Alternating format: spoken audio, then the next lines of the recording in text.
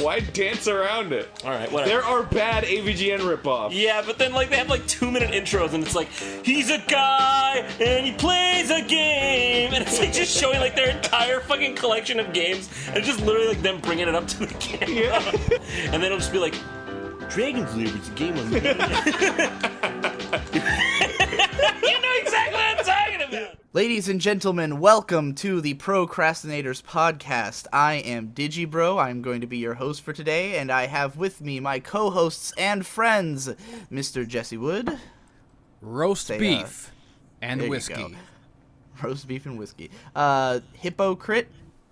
Satan. The best guy ever, also known as Nate. Hey, or what's Guy. up, guys? And the Devoo. Oh yeah.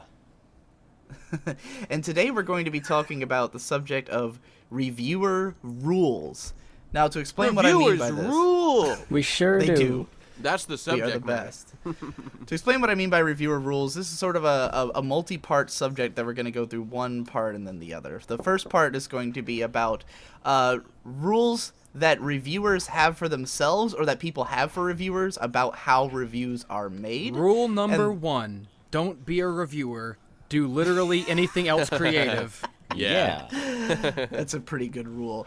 And the second half of this podcast, we'll be talking about the rules which reviewers apply to shows.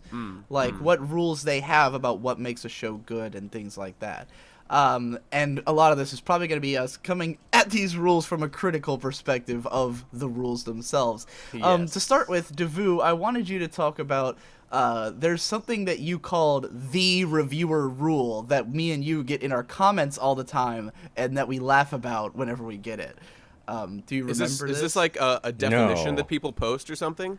No, You got- Devoo used to always complain because it's the you have to be objective rule. Oh, that one. Sure. Okay. It's the rule where they say, "Oh my God, this video is not objective and therefore it's bad," or you're not being very objective, or It's you're a rule this that is all- carries you know what's over funny from about a that? previous time. It's a rule that carries over from back in the days of, well, the current, the still living days of Consumer Reports. They think you're supposed to be a Yes. Consumer Reports guy. They think you're supposed to be an interviewer guy on the news media. It's funny it's to not me the that same people thing. still. It's funny to me that people still make that kind of like demand, because like we've seen they've sort of popularized like these objective reviews that are, Steven Universe is a 10-minute long show. It airs on Yeah. Cartoon Network. It was written by Rebecca Sugar, and like all Objective that shit. facts, yay. And those are funny, but like it's because you don't want that. You want their spin on Well, it. yeah, the perfect of like criticism of the objective review was done by Jim Sterling. His perfectly objective review of Final Fantasy 13, where it's just him describing the game and like making no value judgments at all. And I think, there's a lot more people who understand that reviews aren't all about objectivity now. But yeah, like Devoo said, people treat it like consumer reviews. And like, and Devoo would always contact me and be like, "Oh, I broke the reviewer rule. They're telling me I broke the reviewer rule." Oh, And they you've come up been with all outed as a sorts hack, of Devoo. rules. Sometimes the rules get very specific. Like, your roller coaster video is bad because you talk about this aspect of the game first and the other aspect later. You're supposed to do it in this specific way. Didn't you know? Didn't you get the memo? And I'm like, no, I didn't. Yeah, the thing about it, and Devoo, you had made this point to me very well, where it's that these people who come to you with these rules, they don't know your goals. They have their ideas of what you're supposed to be doing That's that true. have nothing to do with what you think you're supposed to be doing. People will come out and be like, "Oh, your reviews aren't very objective," and I'm like, "Well, they're not supposed to be. If you want objective reviews, go find another guy. Like, that's not what I'm doing I here." think you're That's not totally what this right. is. That's interesting, because I remember the first time. I really think the first time I got into this at all was when my brother linked me Jesse's. What was it? Crystal Empire review, like the Colt Corona one. Oh, yeah. I think that was the first review I ever really saw that was like way more than like just talking about the thing. And it totally, once I got into that, I got into all this other shit. And it totally changed my perspective and made me look for a lot more out of reviews. It was like, holy shit, they can do all this shit. And I like to think that I try to incorporate into But the you stuff didn't that I do complain today. that it wasn't the kind of video you're used to. I think a lot of these critical people think of I themselves... didn't get it at first. This is the It took a little while. This is a metaphor that Digi came up with in a vlog of his, where these people like to think of themselves as they come into a sandwich place and they they tell the cook, hey, it's the bread's a little bit burnt here and there, the meat's a little bit dry here and there. But really what they're doing is they're going into a sandwich place and saying, this pizza is very weird. Sure. Yeah, and they don't get that they're doing that, and they want reviews to be a very specific thing. They have a very specific idea of what it's supposed to be in their head, and they come in with their rules, trying to apply them to your video, but here's the thing, is that a lot of them are reviewers, and a lot of reviewers themselves follow these same rules and have these same ideas about what reviews are. Yeah. So, yeah. When you watch people, like, everyone seems to have their own ideas about, like, this is how you're supposed to score a show, and this is like, oh, God. you Nothing have to... disgusts me more than, like, these arbitrary-ass like, Glass Reflections is the end of his, and he's like, after doing the maths, I have calculated this is like a 2.5 episode. It's like, shut up, dude. Just say it's pretty good. Or shit. And I used to have stuff like that when I was younger. Like, I was obsessed with scoring systems, and I would try to come up with ones that were like, all right, well, in my value system, story is worth this much, and characters are worth this much, and this is worth that much, and I do run all these calculations and stuff, and then in the end, I realized that I'm pretty clearly skewing my scores so that it will produce the result I already want. I watch a show and I'm like, that was like a 9 out of 10, and then I start doing math and I'm like, 8.7. No, I gotta. Well, I guess the characters were a little better than that. Just like that try to is rig a it. very telling exercise. Yeah. Yeah. And those things, you can't just weigh each thing, like how the fuck do you separate characters from story? Like, how do you make those two different scores? That doesn't make any sense, Yeah. Like the story is the characters and vice versa. So it's really weird to try to do that kind of thing. Do you think it'd be good to go around and talk about what we each sort of like to see in an ideal review? Yeah, well, first I want us to talk about stuff that we've seen other people do that they consider rules that we don't like. Sure, do you have any of those things where when other people say something in their review about like how they do it that you think, why are you doing it that way? I think one thing that so many of them do, and it's not necessarily a bad thing, but I think it's a lot more interesting when they just leave it out, is the info dump at the beginning. Where they just talk about all the different things about the game, setting it up. The info dump. It's just not interesting. Even if I don't know about the game, I'd rather you just, like, Devu's videos are very good. They just get straight to the point, and you talk about, like, a weird thing, and I'm like, oh, that's cool. I don't know anything about this game, but now I want to find out, I personally struggle with the info dump, because I kind of enjoy hearing it. If they can do it in a quick, entertaining way, I kind of like it. Matthew Matosis does it well. Partly because does. his videos are long enough to warrant some establishment stuff. If your video is 5 minutes long and you spend 30 seconds establishing the facts, you're wasting our time. It's a matter of, like, what am I coming to you for? Because, again, like you said, the biggest problem is that people think of their stuff as consumer reviews. And it's all, like, they're trying to sell you something. And so they feel like they have to tell you what the show is and then tell you whether it's good or not based on their ideas, which, of course, a lot of them don't think of as their opinion. They think of it as they have specific rules that we'll get into later in this podcast about what makes a show good, But, like, that whole system is like, if I want the summary, I can go get that. If I want to know what in general the anime is about, I can go read the chart and I'll already know. So when they start off with like 3 minutes of literally describing the show, I'm like, okay, I came to your video to hear your opinion of the show. I already know what the show's about. I have 1,000 sources for that. And what's strange is how confident a lot of these people are in the professionalism and informativeness of their content. And I've just now realized maybe that's partly because the top dog video game YouTubers are first and foremost Let's Players who don't do a whole lot more than scream. So they think, well, if I even have a script, I'm miles above them. And then, of course, the second tier is the normal boots hidden block people. And those people a lot of them, most of the time, just play a game and make a bunch of jokes. So they're like, well, if I talk about anything of substance whatsoever, I'm brilliant. And I talked to one reviewer who was like, on an artistic level, it's true. That's the thing. A lot of people don't really seem to set out to make something like like Jesse did, which is something that's like big and like entertaining in itself and tells its own story. A lot of people are just like, I want to talk about the game. I think people want to hear about it, and it doesn't really matter how I do it, and that's fine. You can do that. But, once I learned that there's all this other shit you can do when you're doing it, it was like, Jesus Christ, everybody's playing checkers, but I've been playing chess for years.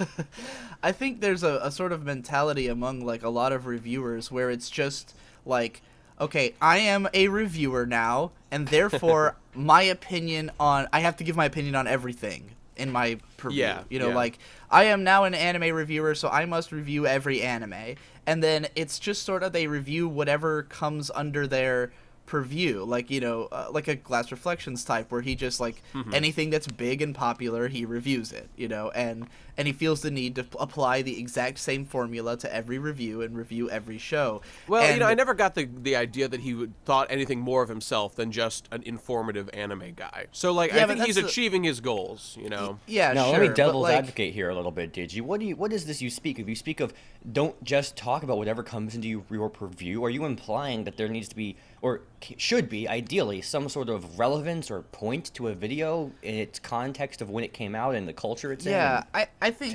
if you make a review, it should be like I said this. I ranted about this in my Bloodborne Let's Play, but like in episode 3, if anyone's curious, because I go on a huge rant and it's awesome. But like I was talking about how if your review of a show, like the end of it is that you say that there was nothing interesting about the show, then there's nothing interesting about your review.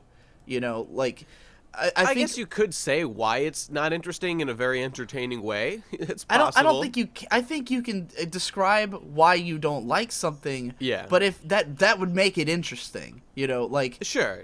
Like, for instance, I've done this huge video series on the Asterisk War, and while my conclusion is that the show is unbelievably boring, the way that it's boring is interesting. Right. Like the way that they fuck up and everything, the way that everything's done. But if you watch a show and you're like, nothing about it was like really stood out to me, then it's like, why did you have to tell us that? Like, we don't need to know that about the show. Like, go watch his Bloodborne video for much more and much louder version of this argument. But like, I just don't get why people feel like I feel like people decide that I'm a reviewer now and therefore I have to give my opinion on absolutely everything and then and apply the same system to everything. And the way I see it, every piece of art is different, right? And deserves its own. I guess now we could get into things we want to see from reviews, right? Sure. Like, here's a big thing I want from reviews. I want you to watch the show or play the game or whatever, and then like talk about it in terms that make sense for that work. Like, talk about it in a way that reflects what you're talking about. Not necessarily that you have to go crazy like my Serial Experiments Lane videos, where it's like this huge experimental video style because it's the style of the anime, but like, even if it's just like, if you have a lot to say about one show, write a 2-hour video. If you have a little to say about it, write a 2-minute video. If it's a show that's like a comedy and you don't know how to talk about it in terms that you would talk about a drama, then don't talk about it in the terms you would as a drama. Talk about it in new, different ways, and make each, like, that's why all my videos there's no structure to them. It's all like, this one is this long because that's the kind of show it is, and so, like, sometimes I talk about like one aspect of a show because it's the only interesting thing, and sometimes I talk about the whole show because all of it's interesting. I think a big mistake that a lot of reviewers make, especially at a young age like myself, is let's say they watch a movie and they think, wow, this is a 10 out of 10. This is my new favorite movie, and part of what I love about it is the character interaction. And so then they chisel it down in stone. To be a 10 out of 10, you must have great character interaction. Yeah. Because after all, how would that movie have achieved it? But there could very well be a movie that comes out that is a 10 out of 10 just on its ideas, its philosophy. Yeah. But it may not have very good character interaction. So you give that other one a 10 if it excites you as much. Like, did you give a 10 out of 10 to Ghost in the Shell and Psychopaths, both cyberpunk shows, but one has better ideas and the other has a better story and characters. Yeah. And we'll get into that particular point later, because that's what I want to talk about with the rules reviewers have about shows. But for now, I want to know more about your structural. Review ideas. One thing that I think is a mistake a lot of people make, and I'm sure I have too. Is and it's related to what you were just saying before. It's that thinking that everything they have to say, because they made it a video, is inherently going to be interesting, is going to be something worth watching. And that leads into my point. When I watch a review, maybe I'm spoiled now because I've watched so many great, entertaining reviews as art pieces themselves. I'm not really interested in just getting information. I'm specifically looking for a great piece of art, a big story told within the context of the review itself. And I'm always searching for my next Anthony C's A Canterlot Wedding, because not only was that extremely well made in most ways, Tom's voice sounds like shit just because the recording is bad, but it not only is it great, but it's got this incredible narrative that extends even beyond it into these previous videos that all tie up in this one punch that finally is delivered in that. But it also I forget what I was going to say. Whatever, it's really, really good, and that's what I look for. I want more of that. That is the pinnacle of what. I remember what I was going to say. It teaches me something that I had no idea about. It presents this argument that totally changes the way you could view this piece of work. That, yeah, I mean, you could have possibly thought this before, but it seems like something that, like, he did research and he, like, came up with justifications for why it could be true, and it was delivered in such an entertaining way that doesn't seem just like a shitty conspiracy theory. It feels like it could actually be something that was actually planned, and it's a perfect storm of all the things that I want, and I've yet to see a video since that day that really hit me as hard as that one. And that video has a narrative of the reviewer, but there's also the reviewer can tell the narrative of the work. I think YMS is the most acclaimed in this one regard. He will, if he does one of his big YMS videos, often he talks more about the narrative of the movie's production and release more than the narrative of the movie's plot. Like in his the one with Will Smith and his son. Yeah, and he goes ties on it for all like in very well. 15 minutes just talking about the context and where it came out. So when you see a scene in that movie, you're not just thinking about the plot of the movie. You're thinking more about why Will Smith and M. Night Shyamalan put it there. And that's a story that doesn't even exist in the movie. It only exists in YMS's video. And that's something that could only be introduced by a reviewer, which is pretty cool. Yeah, I think use the medium to its fullest, boyo. That's right. I think, like, for instance, Jesse Wood here is like kind of the master of having the narrative of the videos is more interesting than the subject matter. Yeah, where like, because when Jesse reviews something, I don't care what Jesse's opinion of the thing is. I care about how.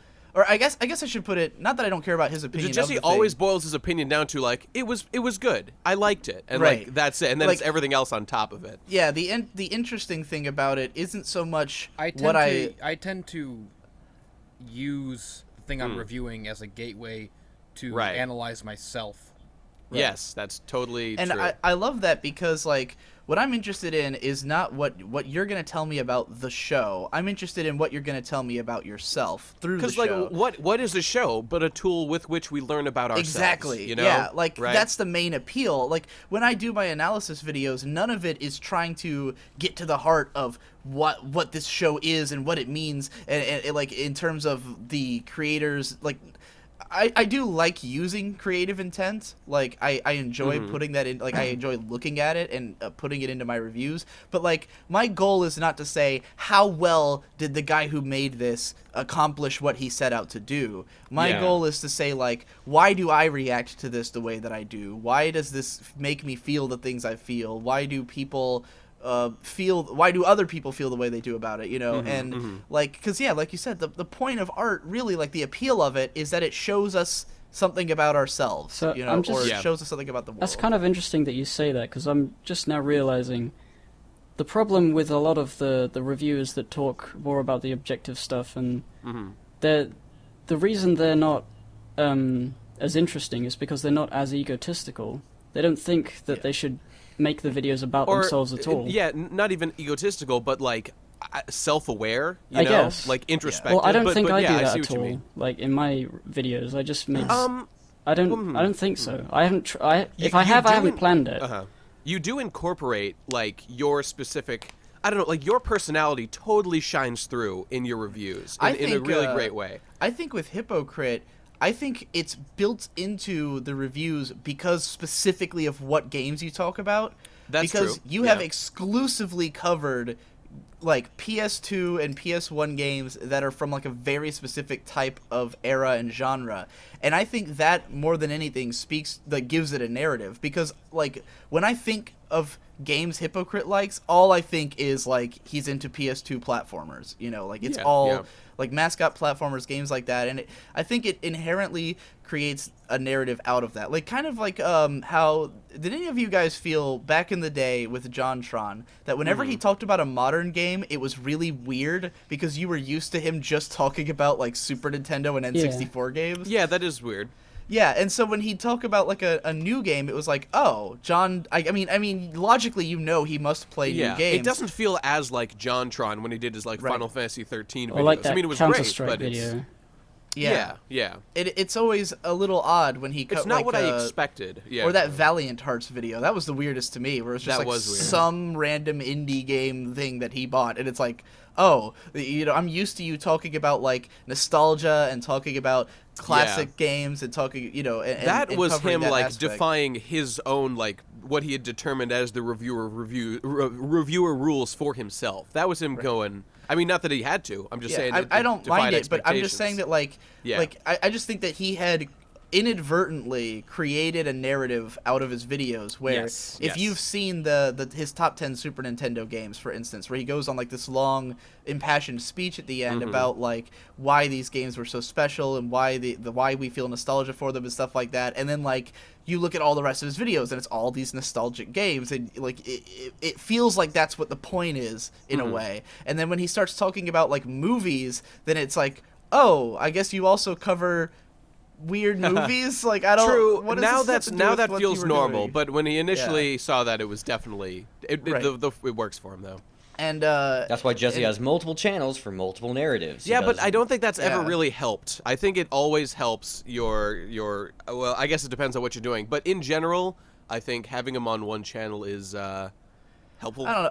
I think it works out for Jesse because for Jesse it worked out. Each channel has such a distinct personality where it's like, I mean, you can tell they're all him, but like, My Japanese Animes is one type of video, and Endless Jess is not that type of video necessarily. And by the way, we're not how all many just times do you complimenting see, each like, other because we're friends. We became friends because we like one another's videos. So there's a reason why we're so biased. I think all my channels are less connected by content or less distinctive by content than they are by like theme or attitude. Yeah. That's very true.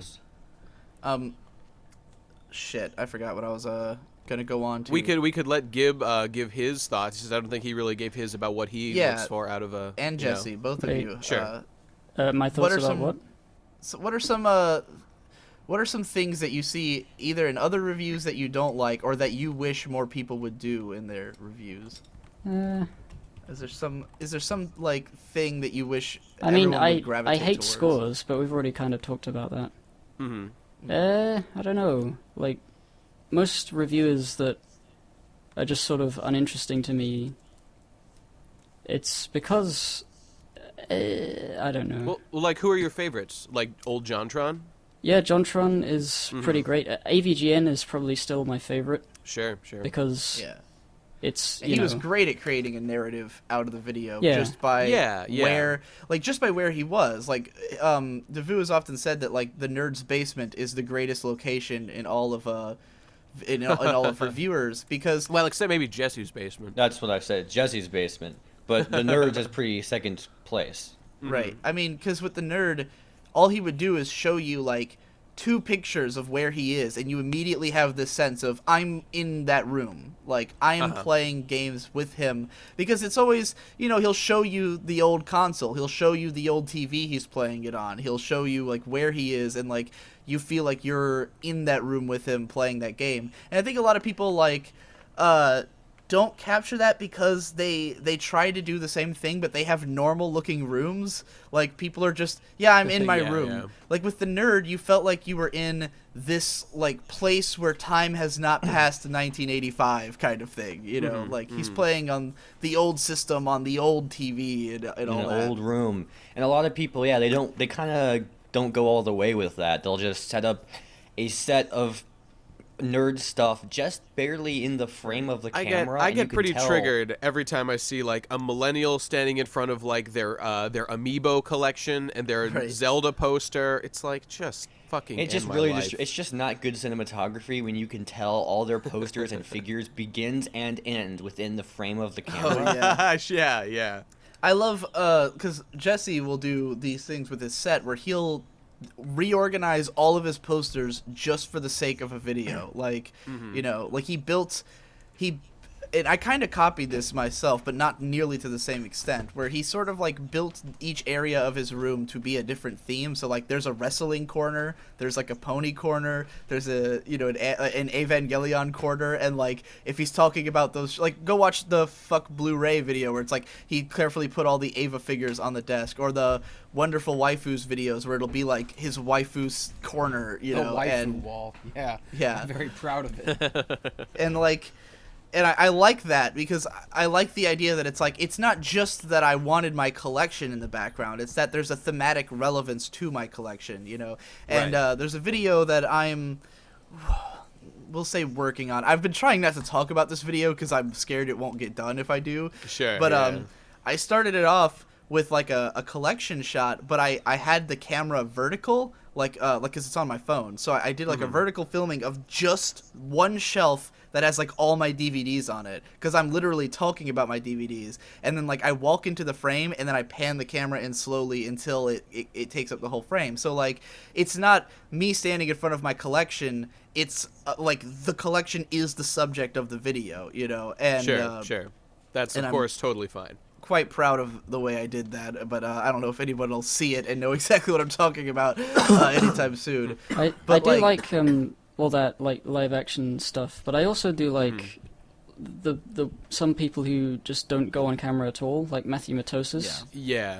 There's something about the fact that he's just talking about the game, and there's like nothing really about him. Occasionally there's like a tiny glimpse into his emotions. You know, I'm with you, because that reminds me of something I hate, which is arbitrary shots of you. Like, if you don't need to be in the video, like, I'm working on a video now that I already recorded a big live action thing. So, like, to justify that big ending thing, I need to start it with a live action thing, or it'll be weird. So it may, you know, it's gonna work. But like, when people just start, they're like, "Hey guys, today we're talking about the new Zelda game that just came out. It's pretty good. Me and my friends have played it." And then they end it with like, "Okay, everybody, thanks for watching. Hope you'll stay and subscribe. I got more Zelda videos coming next week." Fuck Zelda, man. Fucking. Yeah, I've remembered what I hate the most. Oh, good. Attempts at comedy when you're not very funny. Yeah, please stop it. I mean, I don't hate them for trying, but man, do I hate it when I hear them. I hate them specifically just for trying. trying to force things that you're not good at in general, is annoying to me. Like, people start doing reviews and they get of the mindset that like, okay, I need a live action segment and I need a joke here and I need this because everyone else does that, and then they'll get on camera and it's like, you can tell that they know they don't have the camera presence or the charisma yet. It's that kind of copying the formula of someone without having the baseline skills. I do accept that to get good at something, you should probably do it if you want to get good at it, but it's also annoying and you shouldn't, and fuck you and don't do it. I think a lot of it's a sign of like a lack of confidence in your own skills, because like this is the fastest way to get me to close out of your anime review, and a lot of anime reviews in particular are like this, because like basically I think that a formula got sort of created in anime reviews like early on, and then everyone copied it, where they all wanted to have like a really really well-produced intro, which is completely useless. With like, a dubstep. No, it's usually more like an artsy-looking, like, like very clean, like legitimately well-produced. Very clean. I don't want to see that. Like, I don't need 30 seconds of intro. I just want to know what the point of your fucking video is. And then they'll always start off, like, they'll start talking about the show, and then they'll say, this is the number one line that'll make me close your video. Insert joke about this here. That phrase. Yes, Anyone who says insert joke here, and I'm like, so in other words, you don't have a joke, but you think you need a joke because you're not confident in your own skills as a reviewer. You think that people will only watch a video if it has jokes, but you don't have jokes. So instead, you tried to make a joke out of the fact that you don't have jokes, which is that's not something fun. you've encountered multiple times. Oh my god, all the time. I've seen it. I've I'm glad seen I don't it all watch the anime time. reviews that much. I don't seek them out. Yeah, there was a time where someone on Twitter like posted every anime reviewer they follow just like randomly, and I was like, I'm just gonna look at all these guys, and then like I just kept all of them had the same, like, because a lot of them had literally taken like template elements that somebody made, and like everyone had the same DMCA opening screen thing where it's this is fair use. Like they had the exact same fair use screen on multiple channels. Create your own review software 2016. Just add opinions. and then everyone feels like they need to have jokes, but then all the jokes end up being about how they're not funny, and I'm like, stop, take that out. I know you're not funny. Is that, like, I think this is good advice, not just for reviews, but for anything.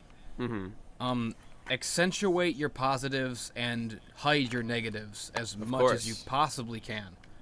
Right. Yeah, I've been thinking like in the recent scripts I've been writing that I instinctively write a lot of jokes where it's like scream really loud, but I'm not very good at that.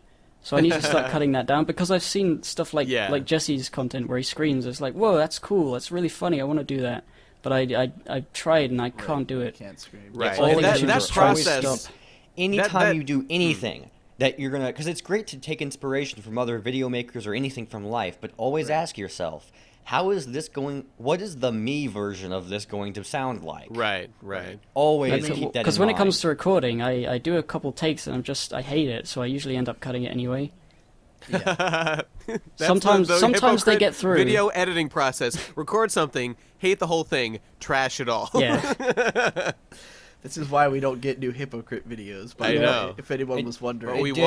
Speaking of you complaining about insert joke here, I know you also have a beef with pronunciation of a word. How do I pronounce the word? I don't know how to pronounce the word. How ironic that Digi would complain about mispronouncing words. No. They're making a joke about how they can't pronounce it. Yeah, it's when they go like... Studio Ghibli? Studio Ghibli? Yeah. I don't fucking know. I'm a gook. Hilarious. It's like, and I know why they do it. It's to deflect people complaining about their pronunciation. Because you've gotten a lot of that in some of your videos. You get that every day. And I'm always getting those complaints. Are fine. You can do that. Just don't dwell on it and just fucking motor past it. If it's just like I don't know. I did one in the Monster Musume that was pretty much that, but I legitimately did not know how to pronounce that word, and I think I just I didn't fucking dwell on it. I just moved along. And you eventually just dealt with it and decided to start pronouncing everything right because you hate those comments so much. It's a mixture. Sometimes I pronounce it right. Sometimes I have been more and more like now I've been trying to say niche instead of niche because people complain every time I say niche. Yeah, and both are fine. That's just how I pronounce the word, like in my everyday life. But like, like with the Ava videos that I did, like I kept saying like Evangelion because that's how I say it, and people were complaining about it. So in one of the videos I go Shinseiki Evangelion, like, and no one complained. No one complained, but also weebs. nobody got that. That's why I was saying it that way, was to show that I know how it's really pronounced. But, it is usually funnier to just mispronounce it deliberately. That's true. Hey, bonus round. Rule for commenters. If you think someone else has already wrote the comment, either look for the comment and thumb it up or leave, please. We could do a whole other podcast about rules for commenters. Yeah, well, that's a teaser for the rules for commenters, which will be probably 7 hours of us just talking about how much we hate everyone. I think we could get every reviewer ever on board for that podcast. That's true. Everyone will have an opinion. Let's get PewDiePie in here, guys. Oh God. He's got his own forum for comments. Yes, he does. Well, to be honest, these days everyone's got their own subreddit. Nino's probably got his contact. We've got our own subreddit, guys. You can go click on it. Link in the description. Go talk about whatever. I didn't even know about that. Yeah. All right, here's one that's a little bit deeper that I want to talk about reviewer rules. So when we were discussing the idea of bringing up this podcast, and it's kind of fucked up that I'm going to do this when he wanted to be here and I didn't let him come on. But Jeff Dew of Mother's Basement was talking about You didn't let him come in and he wanted to? He was like, because I said we were going to do reviewer rules, and he was like, oh man, I want to be a part of that. But I think he was like more under the impression we'd be talking about like rules that we want to follow, as opposed to where I was thinking this is going to be us complaining about other reviewers' rules. But he was saying that like to him, it's important that you either like there's a distinction between recommending things and judging them based on what the creator's intent was, right? Like he was saying that like a review should be about figuring out how well they did the thing they set out to do. And I feel the total opposite of that. I think it's just not a review. I think that's a critique. An interesting conversation to have, I think, about something. Yeah, well, because I think a critique of something is where you look at what they tried to do and you judge them on that, right? And I think the most ideal way to critique something is if it's literally they're in the room with you, right? Like, I think I would want something critiqued before I release it. Like, if someone let's say someone writes a video and they send it to me and they say, like, what do you think?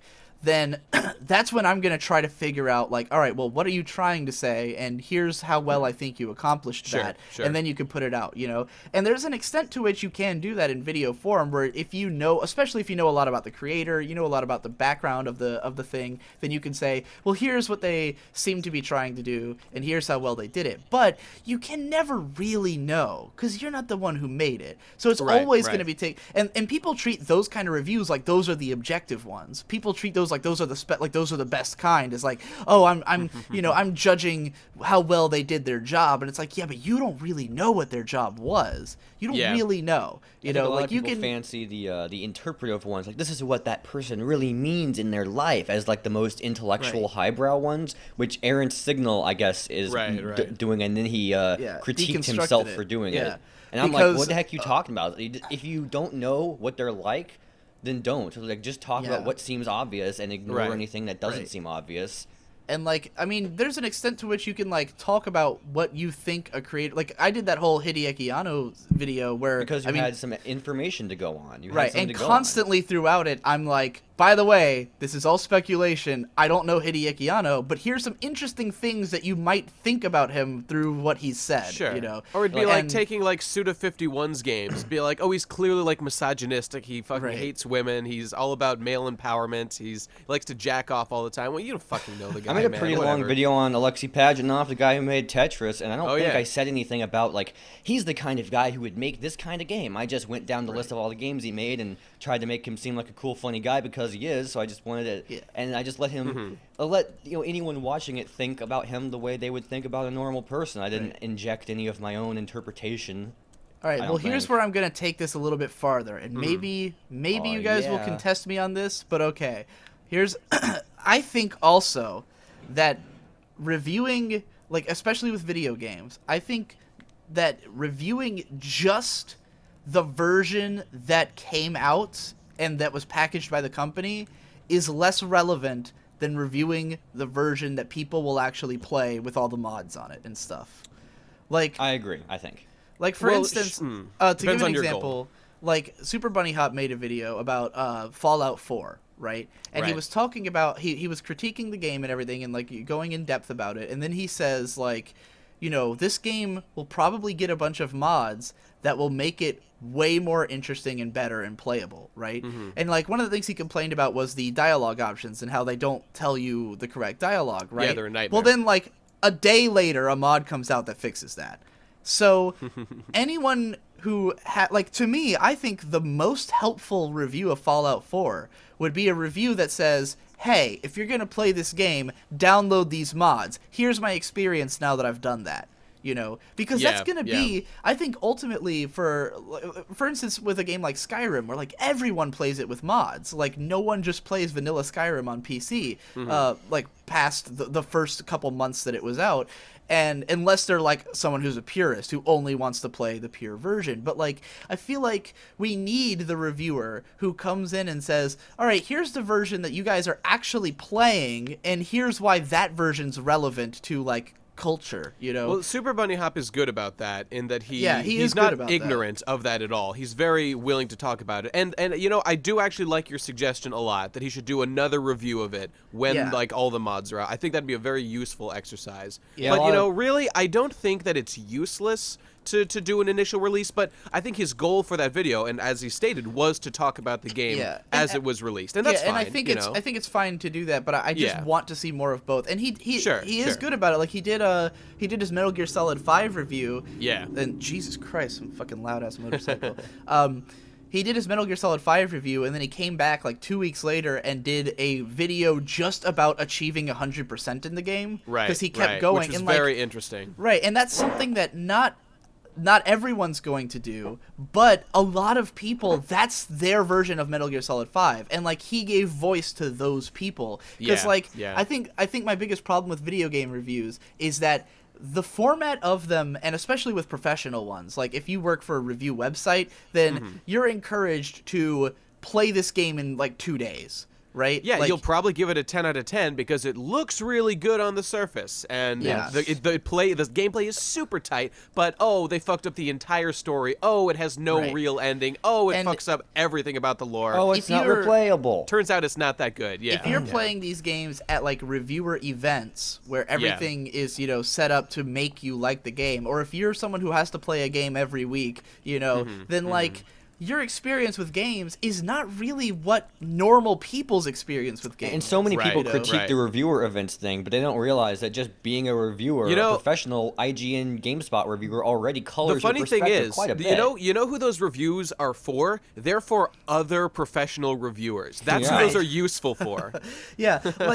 I've praised before how I love that Yahtzee like admits all of this up front. Like in his videos, he'll be like, hey, I only have a week to play this game. I didn't get very far in it, and it's not my kind of game. Yahtzee will give his Game of the Year awards based on which games actually got him to play it for more than a week after he was done reviewing it, which makes perfect sense. He says, my attention span has degraded to almost nothing as a result of being a reviewer. So anything that I keep wanting to play for more than a week must be the best. And like I think that's great because I don't think a lot of people watch Yahtzee for his actual as a recommendation. I don't think many people watch him that way. People watch him because he's funny, and I don't think there's a lot of gamers who have the same taste as Yahtzee. Like he's so particular. He likes this certain type of narrative-driven, anything that's like Half-Life. Like the closer it is to Half-Life, the more he likes it. Half-Life 1 specifically, I think. Yeah, both of them. He loves Half-Life 2. Isn't his favorite game Silent Hill 2? That's his number one, Silent right? Hill. Yeah, Silent Hill 2, Half-Life 1, or like Prince of Persia. Like those are Prince of Persia 2. No, the first one. Oh, really? Oh, okay. No, 2 is not nearly as good as 1, but narratively. Spider-Man 2, that's what it was. That's like one of his joke favorite games ever. What, Spider-Man 2? No, he's like that's a game that he considers one of his favorites because of the I remember that he had playing it. Well, whatever. He had a top 5 list, but he even said it was a joke. Spider-Man 2 is pretty awesome. Yeah, all right, enough about fucking Yahtzee's favorite games. The point is that he addresses the way that he plays the games, and I think more people should do that. And I think we need more reviews that address the way people actually interact with art, that aren't us trying to say well, here's what the creator intended and here's how well they did that, because that's totally irrelevant to any person watching your review. I think what your review should and I mean, I'm not saying that every review should be this. Do whatever you want, do whatever you're passionate about. But I want to see more that are about the cultural context of it and the way that people feel about it. if your review of Fallout 4 doesn't address the way that most people played it and the way that most people feel about it, then who is it for? Because it may be for it may be for a niche. It may be for the way you experienced it, and there may be some people who really relate to that, or that's outsiders fine. who think it's interesting. Like I think like the Jesse style, Anthony C style, that's my ideal, is a niche thing. It's not like everyone's looking for like epic stories in their reviews. But Lord knows I want more of it. Yeah, I just want more reviews that, like, to me, the interesting thing about art is how it speaks to the human condition, how it speaks to you personally, how it affects you, and how you interact with it. I guess the question is, do we count reviews as art? I mean, obviously we do, but do people give a shit?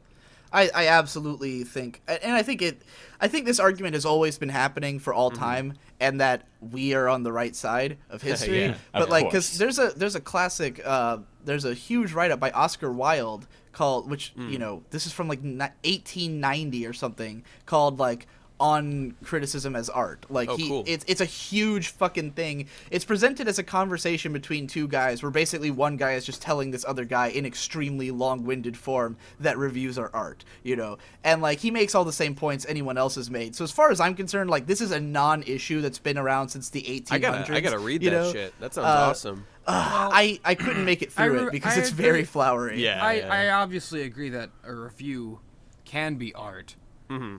But I don't think that reviewers should just consider themselves artists as a matter of fact. Sure. I mean, for one reason or another, I don't feel as creatively fulfilled. In general, I do have a severe lack of respect for criticism in general. Yeah. It's a weird thing. If I like draw a picture, even if it sucks, I'm like, yeah. If I make a video, even if it's pretty good, I'm like, all right. I'm not quite as into it. It never gives me quite the same. In order for me to feel like a review has value beyond being a critique, is if it adds anything of its own that's creative or interesting beyond. Sure. Yeah, absolutely. Portion of it. I absolutely regard all of my videos as high art, so. Well, so do we all. Well, because I like, to me, I enjoy analysis videos almost more than I enjoy media. Like, I spend most of my time watching YouTube analysis videos. So, like, to me, some of those are some of my favorite things. Some of those are more rewatchable, and like if it was something like Sequelitis, you could make the case like, yeah, well, it's also funny, and it's like it's got obvious artistic elements. But then with something like a YMS video, like the After Earth one that Devu was talking about, like that's one of my favorite videos because of what he brought to it. Like, even though it's just about the movie, it's just about the context, but the way it's presented, it's basically a documentary, and I think documentaries are art. It's about taking the work that exists and then making something out of it, and I think making art is generally that anyways. You're taking something that's in your head and you're making something out of it. Well, you know what I think? The world around you and you're making something out of it. I think that's fucking copyright infringement, and everyone who does that needs to get shut the fuck down. Yeah. I have a before we move on from the list of things rules for reviews, I do have a big list that I jotted down. Oh, cool. Oh, let's hear it. Things that piss me off in reviews. And there's quite a few of them. I'll get through them. I preemptively apologize. I'll elaborate on the ones that need elaborating. And before anyone in the comments tries to catch me in some act of hypocrisy or contradiction, I will admit up front that in the past I have been guilty of some of these things and arguably continue to be guilty of some of these things, but there's still things that I fucking hate. So anyone People who aren't hypocrites are boring anyway. So anyone in the comments section trying to scream gotcha, you can blow me, you can all go right to hell. Okay, now that we've primed them for the list, let's hear it. So the first thing I wrote is jump cuts. I hate jump cuts. They should never exist but for Jesse, any reason. you've done jump cuts. I've seen them in your videos. Yes, you have, and I have a... Come on. Well, I have a contingency for my use of jump cuts, because I only use them in Man-Child Incorporated, which is specifically designed to have no soul and to be a satire of soulless channels, even though I fail at that because I can't make videos with no soul. Because Jesse, I'm why just didn't too you good. film Horseshoe Finale in one take? Why wasn't that a one-take video? Your editing was lazy. and I think you should step up your game. No. What? No, shut up. One take, Jesse. How would he do all the First of all, costume changes? motherfucker, I did film it all in one take. Every fucking shot in that video is a fucking 5-minute rant, at least, that I did in one fucking take. The only reason I use cuts at all is because I don't have the power to teleport around my fucking room. Well, all right, stop arguing with technology. Nate's fake straw man and get back to your points. Anyways, jump cuts are obnoxious. I don't like them. You're jumping around the room. It's fucking stupid. If you have a script, you should fucking memorize your script and put some goddamn effort into it. I don't need you cutting every fucking sentence. Alternatively, there's 2 easy solutions that get rid of jump cuts. You do one of them a lot, which is just you don't have to do jump cuts. Just cut to not you. You know, like cut if you're gonna have to do, if you can't memorize the whole script, if you can't say the first paragraph on camera, say the second paragraph on a microphone, say the third paragraph on camera. You can cut back and forth. You can find creative ways to get around it without fucking just jumping to yourself from yourself. Method number 2: be somewhere else. Like I've done this where I've recorded each paragraph like with a different like instead of jump cutting, I'm just not in the same place anymore. Like it looks like I change backgrounds and now it's a new place. So I guess to be specific, I'm not talking about cuts in general. I'm talking about specifically. Well, I'm just saying that cuts are how you get around jump cuts. Okay, if we take this long to talk about every point, we're going to be here all night. I don't care how long we take. My points are gold, baby, and they're this can be as long as it needs to be, all right? Okay. Fine. I'm leading this discussion, goddammit. That's true. Okay, the next thing I wrote down is a big one for me, a big pet peeve: unscripted, stammering, stuttering bullshit. Jesse, why don't you want people to be real? Why are you trying to put people in a box? Just let them be real on camera, Jesse, huh? If you can't be articulate, you don't deserve to be real.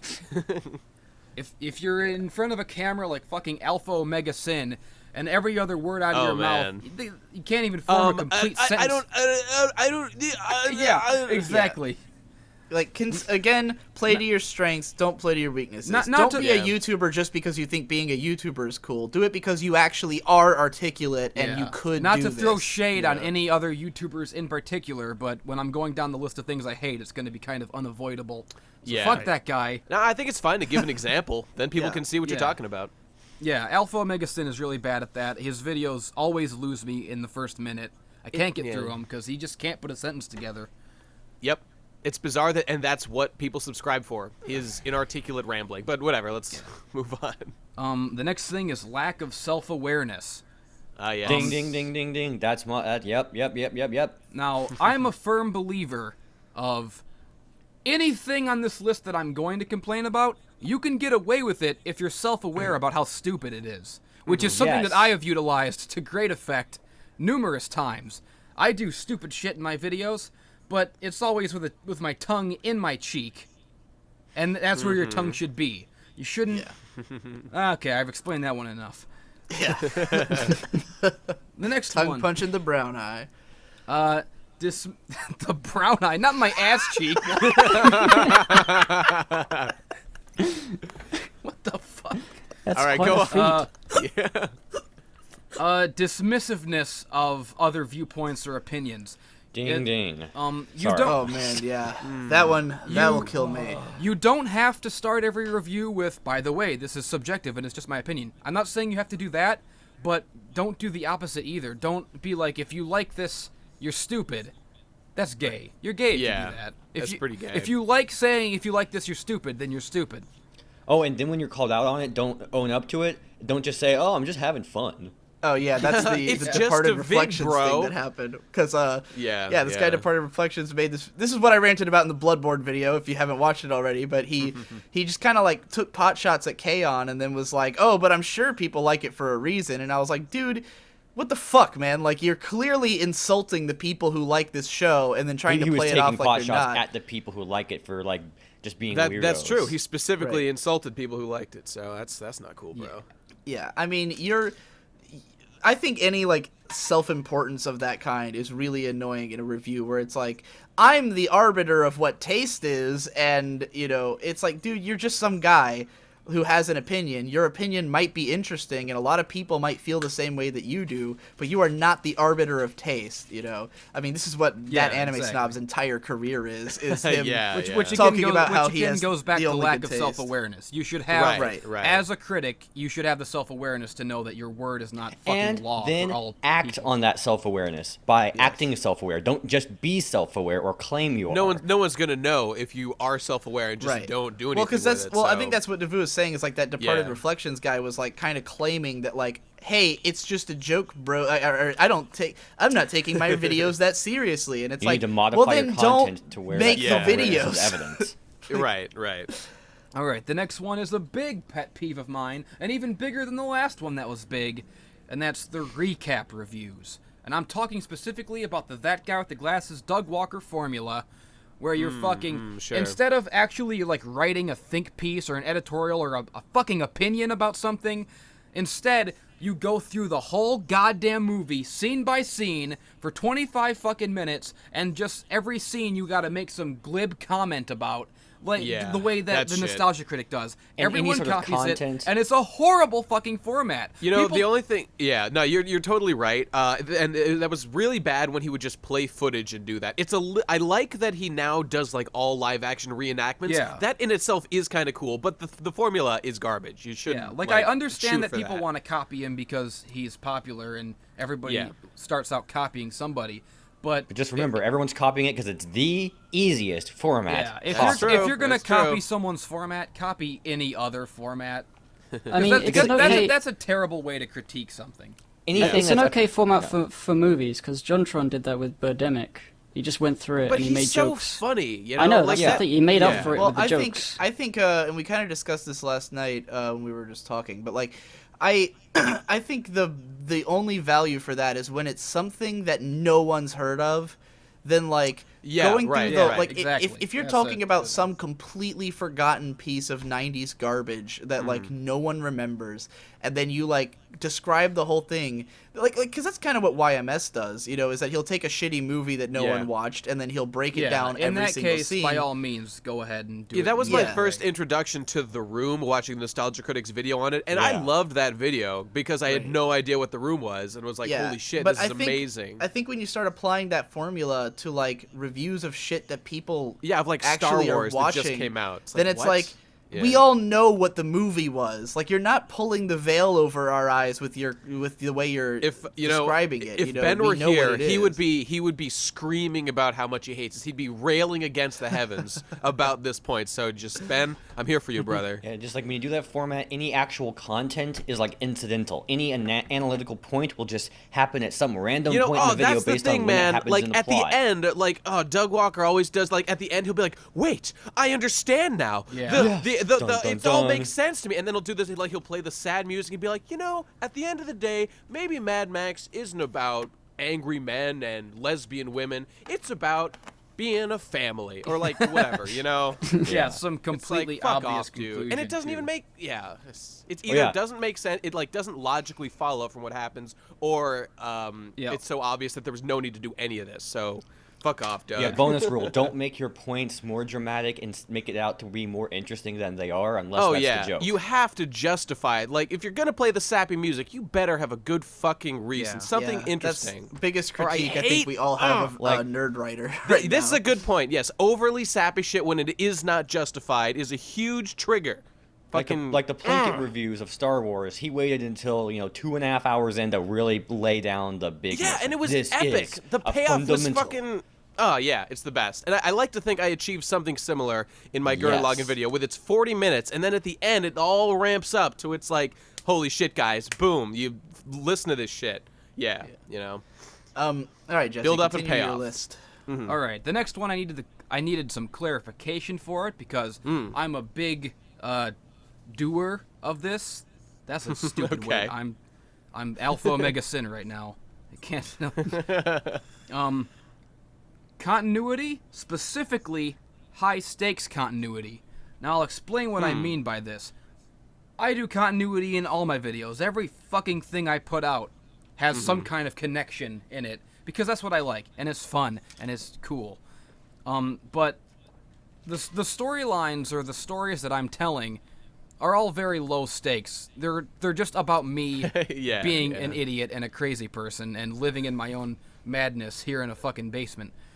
Right. What I hate is when people, again, no self-awareness, they take it so seriously. Like, you'll watch, like, a Linkara video or a Nostalgia Critic video, and some guy comes in with a gun, and he's like, we gotta save the world by reviewing this fucking movie from 20 years ago. Holy shit, it's dude. the only way to stop the evil overlord. And the evil overlord is just, like, him in a different hat. Yeah, Right. yeah. I mean, if it's that self-aware, sort of thing, it can be okay. Those sort of things did start as a joke, but they've kind of become the norm a lot. I think, Especially in started off that guy with with the the glasses AVGN. people. They all Yeah. do that sort of... It started with the AVGN like as a joke. Like there's no reason this should happen, and like- it does. Now we don't have to go too elaborate on stories because if you want a definitive, full, complete list of everything to not do in a review story, watch the Game Over Thinker episodes 43 through 100. Yeah. That will Like, teach the you Game everything Over to not Thinker do is ever. the perfect example of don't. Because, like, the thing is, I think that continuity can be great, but each of your videos should be watchable and comprehensible on its own. Like, if you're watching them all, unless it's like the end, like with the horseshoe finale, for instance, that Jesse Wood did, like every video leading up to it made sense by itself, and then horseshoe finale was just the ending of the story. Right. Like, horseshoe finale might not make sense on its own, but it's also not about anything else other than the story. It's not an episode review that became a film. It is a film about the story. Right, And, right. you know, it's made for the people who are following it. I think with, like, Game Over Thinker, he'll put out a video that's called, like, Why Mario's Cool? And then you start it, and there's, like, 10 minutes of him fighting 3 evil versions of himself in a CG background. You're like, what the fuck? What does this have to do with Mario? You know? I'm all for continuity. I'm all for stories and skits. But, guys, you are not saving the fucking Earth dimension from a goddamn ninja by reviewing a fucking movie. And you know, while we're Jesse, on movie, Bob, let's talk about something I've been guilty of is putting in some thing in your review that makes sense as part of your opinion to you, but like you don't explain why it's relevant to your review. And that's something that Movie Bob does a lot. Oh, of, like and he something sticks that in I've done. his social justice agenda all the time. And it's Well, like, what? that was What? actually the very next thing on my list. Okay. Intrusive politics. And that one needs Yeah. no explanation at all. Your fucking opinions on politics do not belong in a review. Well, Get okay, 'em hold outta on. here. Unless they do. I think it does need clarification. Well, that's sometimes why I the- clarified intrusive Right. politics. Sometimes the politics are interesting, and that's the point. Like with Movie Bob, with his really that good videos, like there's always a He point just in takes the pot video. shots.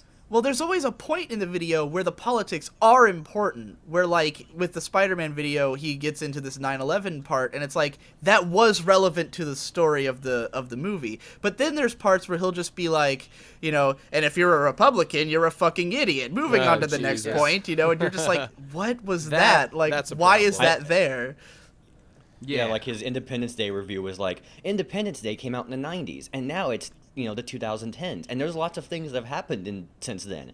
Bill Clinton has been great, George Bush has been terrible, and people have been racist against Obama. That's all the American history that's happened between them. And also, Now, 9/11. that was the most violent rage quit I've ever had on a video, I think. Yeah, it was pretty bad. All right, Jesse, next point. Wait, I want to go back to your last point, just real quick about the about stakes in videos, because I want to bring up one of my favorite examples of how to do it right ever, which is it was just Pinky medium Pride. rare.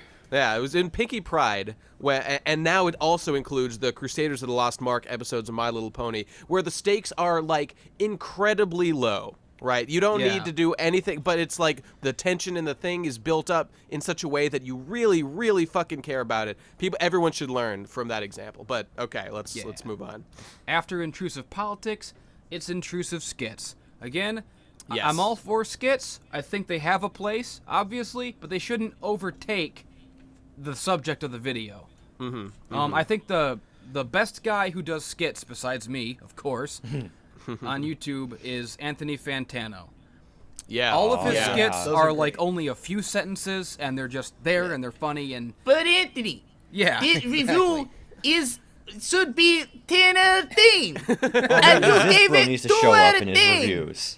Anthony, why you do this? Yeah, if you- Shut up, Cal. Anyways, back to the review. You know, if Hello, you- everyone. If, This if is- you want to put yeah. skits in your videos, watch Anthony and He's a take good note example. from him. And Dude, like, just man, totally they're aside, great. They're I like hope that- they're like little golden nuggets because you never know if there's gonna be one in a video. And then when you see one, it's like, yeah, actually, I kind of sometimes I'll get frustrated when there isn't enough like Cal, and I'll just be, I'm not whatever, fuck this guy. Yeah. I just want to see Cal. But yeah. And I've taken a page out of the book. Since I've started watching Anthony Fantano, I've tried to make my skits more to the point. Like if you watch like my 2012 shit or my old shit, there's a lot of meandering bullshit. Sure. Fantano highlights something really good that reviewers can be, which is unpredictable. Because I think that guy with the glasses type people, they think, well, now that I have a certain amount of narrative, I need to have exactly 3.5 minutes of skit at the beginning of every video. Right. Whereas Anthony can be anything. The universe of the needle drop is like this unpredictable thing. Yeah, that's like breaking. his April Fool's joke spawned this whole saga about how Cal is dead and in hell and made a contract with Satan, and he incorporated that into his fucking like pretty serious album reviews, and it was great. Everything and about it matches it ruled. his editing style, where the editing spazzes out to cover up his mistakes. Anthony, I made a deal with the daemon. I'm burning my Dr. Scholl's. Everything about that was fantastic. Gotta pat the guy on the back. The next thing on the list is derivativeness. I'm not sure if derivativeness is a word, but Derivative. don't be derivative. Whatever. Nothing triggers me more than when I find a new guy on YouTube who is a blatant ripoff in every way of someone else. Yo, how about that Demo D clone guy, You right? know, Yeah, you that know, I was guy. about to bring him up. I this is actually kind of- follow him on Twitter. He actually seems pretty okay. But yeah, we all left shitty comments on this guy's video one time because he was too much like Demo. Well, it's like And Demo is great. I didn't even hate that about it. It was just, it's like, okay. Well, that's the thing. The thing about Departed Reflections is that, like, he doesn't necessarily make bad videos with the exception of that K-On! One, but, like, the worst thing about it is how he's cribbing Demo and not Demo. Because Demo has an amazing voice and a great microphone and a lot of charisma, and this guy has none of those things. He sounds like he's recording through, like, a muffled fucking, basement Obviously, microphone. Well, or let me whatever. explain. I have a pretty. I only watched the 30 seconds of the K-On! Video, but I have a very specific reason as to why his Demo impersonation bothers me. It's because he's not doing it for the same reasons as Demo. Demo does it, I don't know why for sure, but I infer Demo does it because it's an easy way for him to sound charismatic and fluent and read scripts well, because he probably tried reading everything like this and it didn't come out well. He probably tried reading everything like this. I don't think Demo writes any of his scripts. I think it's all. He tried to present himself, and that was a way that came out naturally to him and helped him make his point. I think the reason that Demo sounds that way is that, like, only, like, certain sentences are actually written, and he just kind of sits in front of a microphone and then, like, thinks of, because that's how I did when I did a Demo style video, the one that's Should You Watch Kaiba.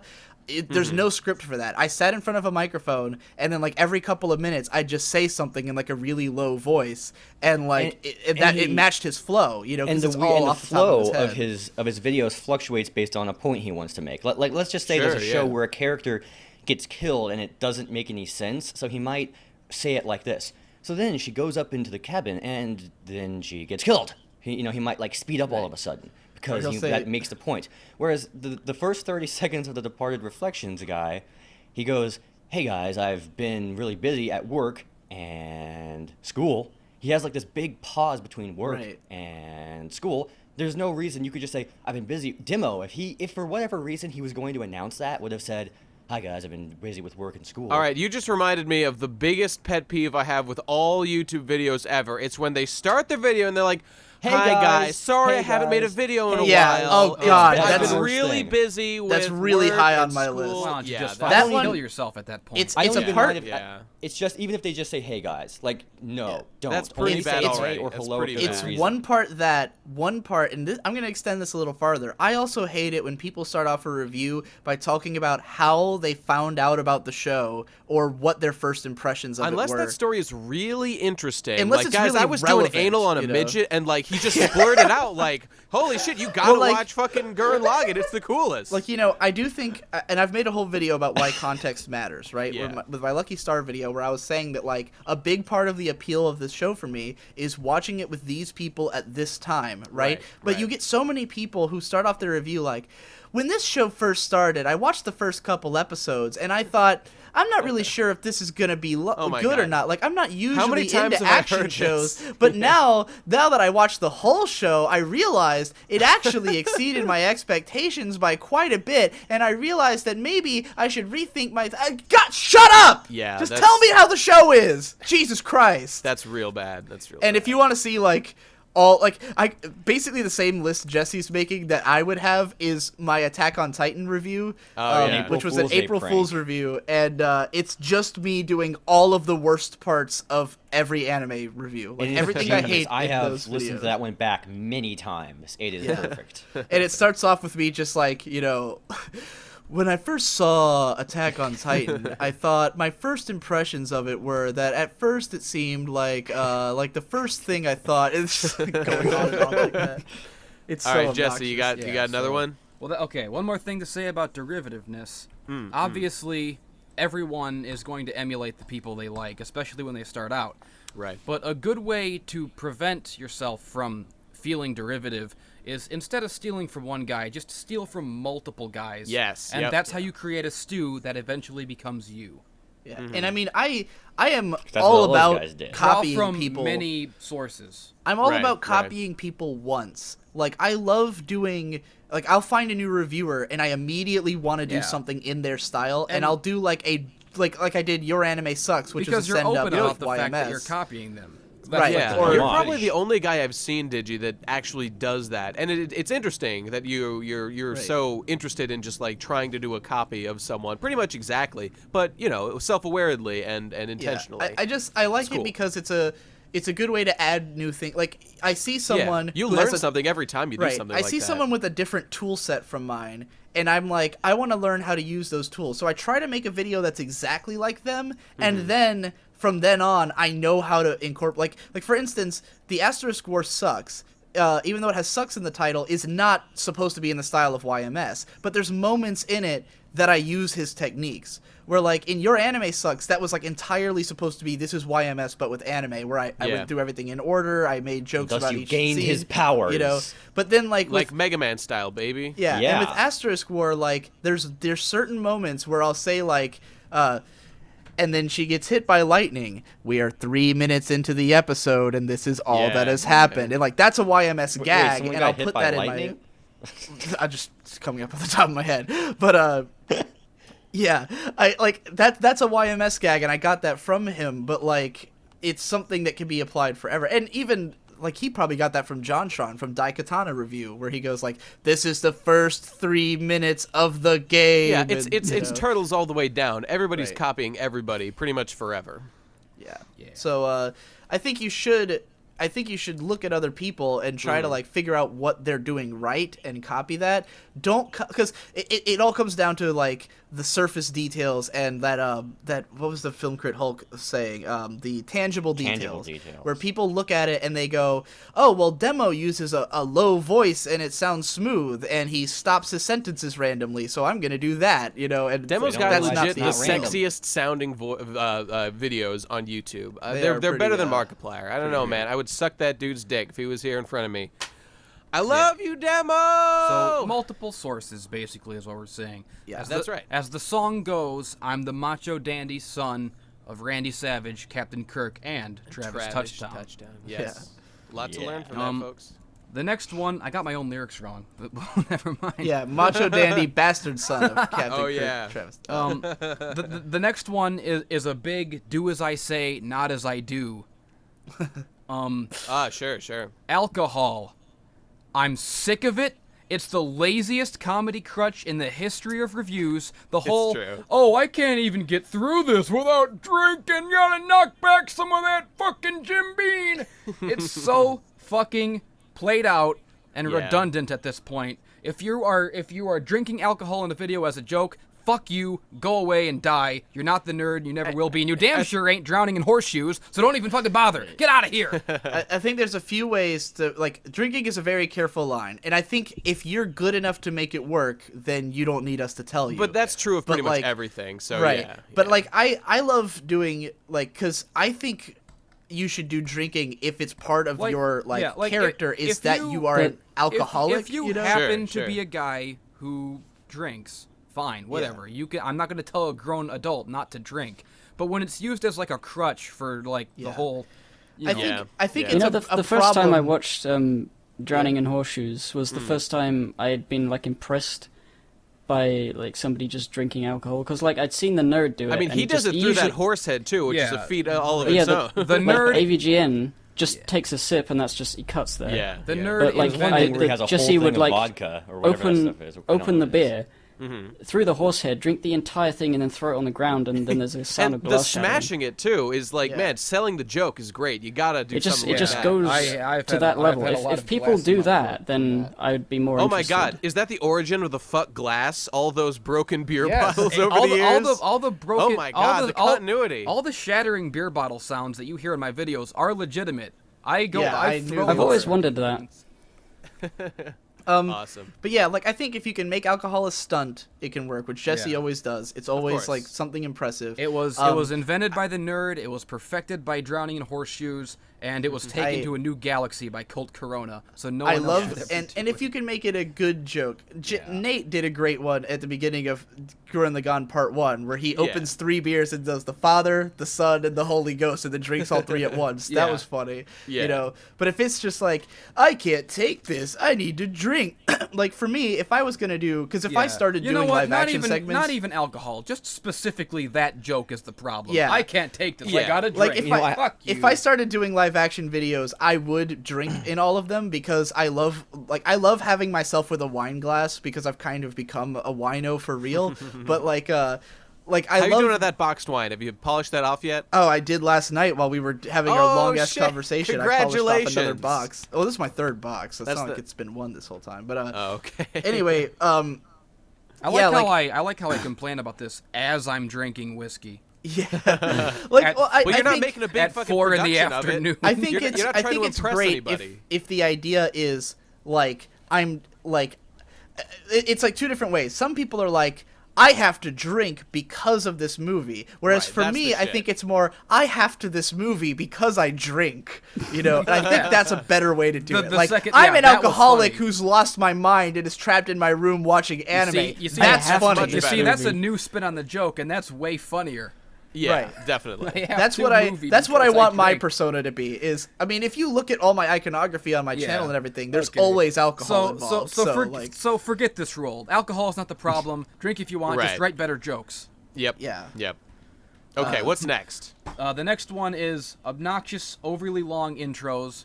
We already did that. We already went through that one. Yeah. Don't make a fucking long, boring intro to every video. But there's an addendum to that, specifically heavy metal intros.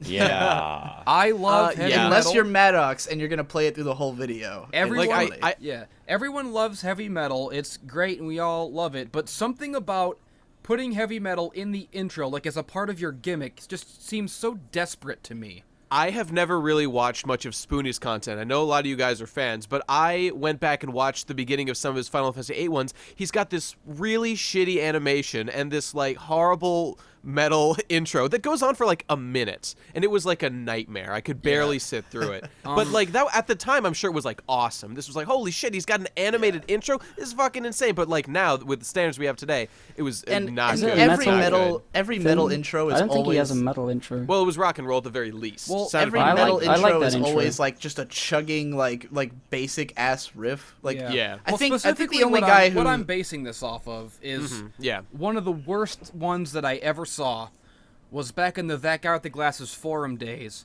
and there was this guy called the Hardcore Kid, and his Sounds amazing. he had this long intro, like the entire song "Kickstart My Heart" by Motley Crue, Okay. And the intro had like explosions and like he was like slow motion. Dude, what a badass. Like him putting on the leather jacket, putting on the sunglasses.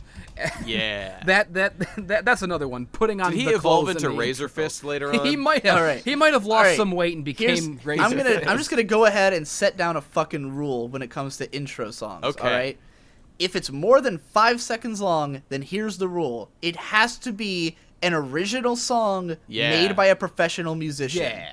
Not an original song That's a that good you one. made or that some guy made. All right, here's the best intros that are more than 5 seconds long. JonTron's intro's incredible because it's iconic, and the intro is important to the videos because he uses different versions of the opening theme throughout the video, which is to create great. emotional moments. You know, you'll hear the sad version when something sad's happening. It's amazing, right? Dude, that's why I need to make a fucking intro song stat so I can get that emotional payoff Actually, later. number That's top two. of the list. Actually, All right, number two guy. We all need intros. We should. Yeah. This is not a problem. Number two guy, the Cinemasochist. He got Perturbator, the guy who does the music for the fucking what's it called, Hotline Miami games, just was a fan of him and made him an intro. And it's got, I mean, his videos are about sleazy 80s action movies, and a guy whose entire career is making games out of sleazy 80s action movies style made him a soundtrack. Okay, you know That's what? The cool. more I think about this rule, the more I fuck it. This is a bad rule. And Don't number listen 3 to guy, it.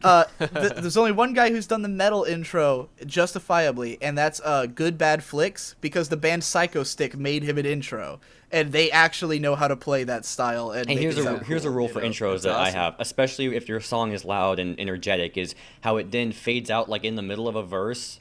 Yeah. Well, that's unacceptable. Usually, that just completely throws me off. That's you have even to. my 13-year-old The self song was should be perceptive made enough to for. The song should be an intro song. It should not be a song that was written for any other purpose. It That should just just cuts be out at an some actual point. intro song that's 20 seconds. Like JonTron's song is an intro song, you know? None of these rules should be taken as set in stone no matter what. There's always exceptions to all of them. The Cinemasochist has always had great intros. The Angry Video Game Nerd is so iconic and so perfect. It's the greatest intro of all Great time. intro. Even though he hates it.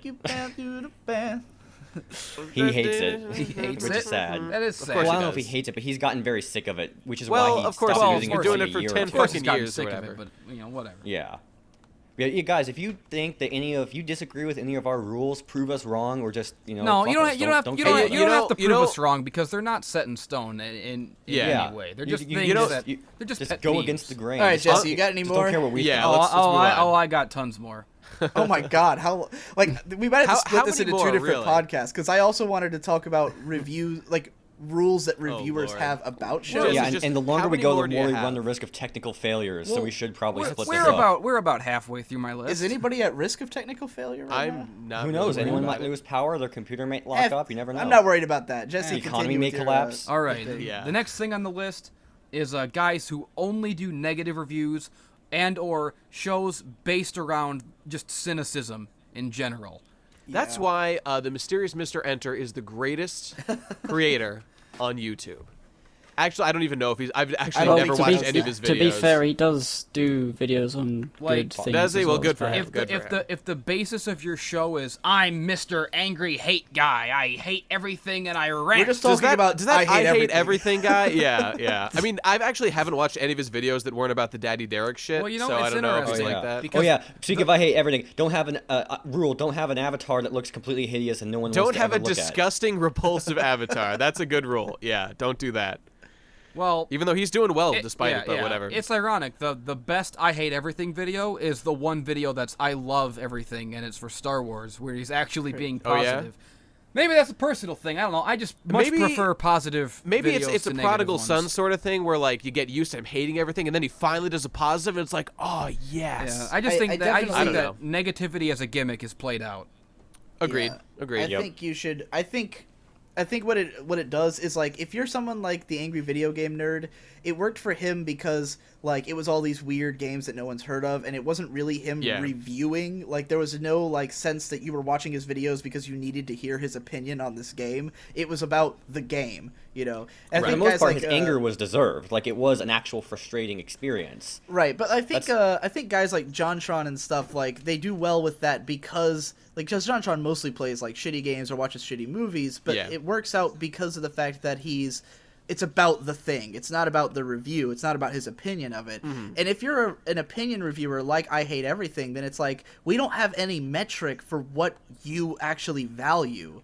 You know, like, if you only review bad things, like, what I love about YMS, about Your Movie Sucks, is that he makes so many quickies where, like, he reviews every movie. So, like, if you were just watching the Your Movie Sucks reviews, those are funny and all, but, like, they really gain context when you see what movies he likes, when you see, like, what he gives the 10 out of 10 to, and he makes those top 10 movies of 2014. Like, those are the necessary antithesis to the negative reviews to make you appreciate what he values. Otherwise, those reviews would mean nothing. He would say, like, this movie's shit, and you'd be like, well, I don't know what you like, so I don't, you know, and now that I do know what you like, then I can take it all with a grain of salt. A good review for negative reviews is, keep in mind, just because you dislike something doesn't necessarily it makes you mad. Don't pretend to be mad in your video unless you actually are mad as a result of the work. There are plenty of things that can be like a 1 out of 10 or a 3 out of 10 that you're just bored of. Don't go, oh, it's terrible. Just be like, I hate it. I think it's pretty clear that the only times that I've made negative reviews is when there's, like, a strong emotion there. When it's like, this show made me really mad and I have to talk about it. In your entire asterisk, and even then, try to downplay your anger unless you're funny and you're charismatic, like James Rolfe. Well, I mean, you can do whatever. Be negative about shit, but, you know, just don't do it. If you're going to do it all the time, you got to make it work. Valleys, you know, like, if you're going to be mad, if you're mad through the whole video, then it loses impact, you know? In your whole Asterisk War series, you scream just one time. Yeah, just it's once. it's like when I reach the end of my rope is when I'll, like, because most of the time I try to be, like, sarcastic, snide, like, oh, this is like this, but then there's those moments where it's like, well, this is actually a real problem, so now we have to get serious, you know, like, or this is actually real frustration, so now we have to be frustrated. Like, understand the emotions of your script. Don't flatline the emotion, because then it's just going to get tiring. And to be fair, Doug Walker does a pretty decent job with that. He usually creates, like, a narrative out of his escalating anger or conflicting emotions. It's just that everyone imitates him, does it wrong, which is another rule. Try to outdo your idols. Try to do better than them. You won't succeed. Yeah, you won't succeed. But if you try to think of as your ultimate pie-in-the-sky dream is to be almost as good as them, you're always going to be shit. So just make it your goal to be better than your idols. That's fair. That's good advice. All right, Jesse, next one. Next one, adherence to formula.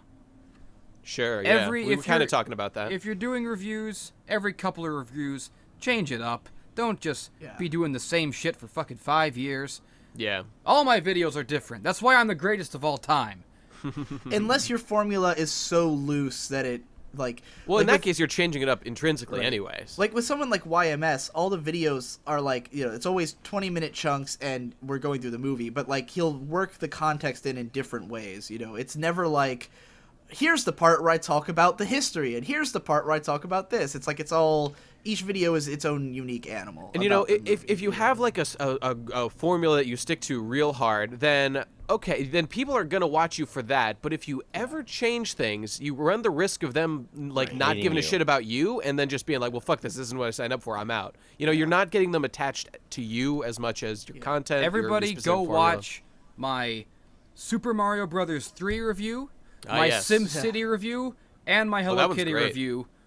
3 totally different kinds of videos, and they're all amazing. All great. All great. Well, I just want to make it clear that, like, even Mother's Basement does, like, even though he'll do, like, what's in an OP, and every video is just about an anime opening, and it's 10 minutes long, but they're all very different, where he'll cover it, like, he did the Dragon Ball Z opening, and, like, most of them will be, like, sometimes he'll say, like, welcome to the NHK. It's, like, an analysis of, like, every image and what it means and how it's relevant to the story. But then he did, like, DBZ, and it's about the cultural context. It's about what this show did to anime openings. Or the One Punch Man one, which is, like, literally a game theory video for the One Punch Man OP, where he's, like, calculating how strong the punch is and stuff. Like, those are all pretty cool. changes to the formula, where it's not every single video is the same thing, even though they are all about OPs and they're all about the same length, you know. But obviously formulas will meet you with success depending on what kind. So there are certain types of things where you can always be the same. You know, the needle drop always has very similar elements to every video.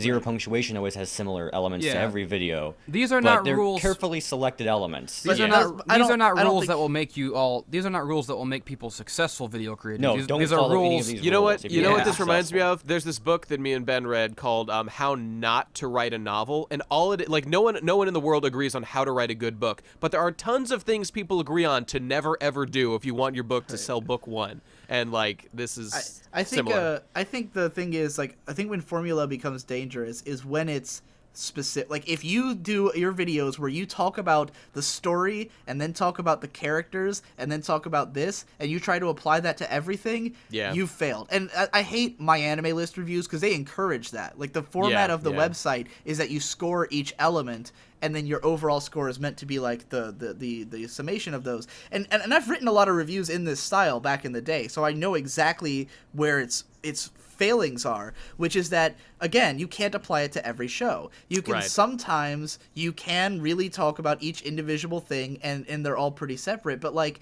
if talking about the aesthetics of the show informs talking about the characters of the show, then separating them into different sections won't make any sense. You know, if part of my review of the visuals is that this character looks this way and that informs their personality in these ways, and like I've already broken formula and fuck it, you know. So yeah, Jesse, more points. The next point is posturing, and the worst offender of this one, I have to say, is Razor Fist. Yeah. The main thing that drives me crazy about his videos is that he's never willing to be the punchline. He never laughs at himself. He always has to be the cool guy making fun. For a guy that serious, that's going to cause problems. Yeah, I mean, laugh at yourself. Again, it goes back to like self-awareness.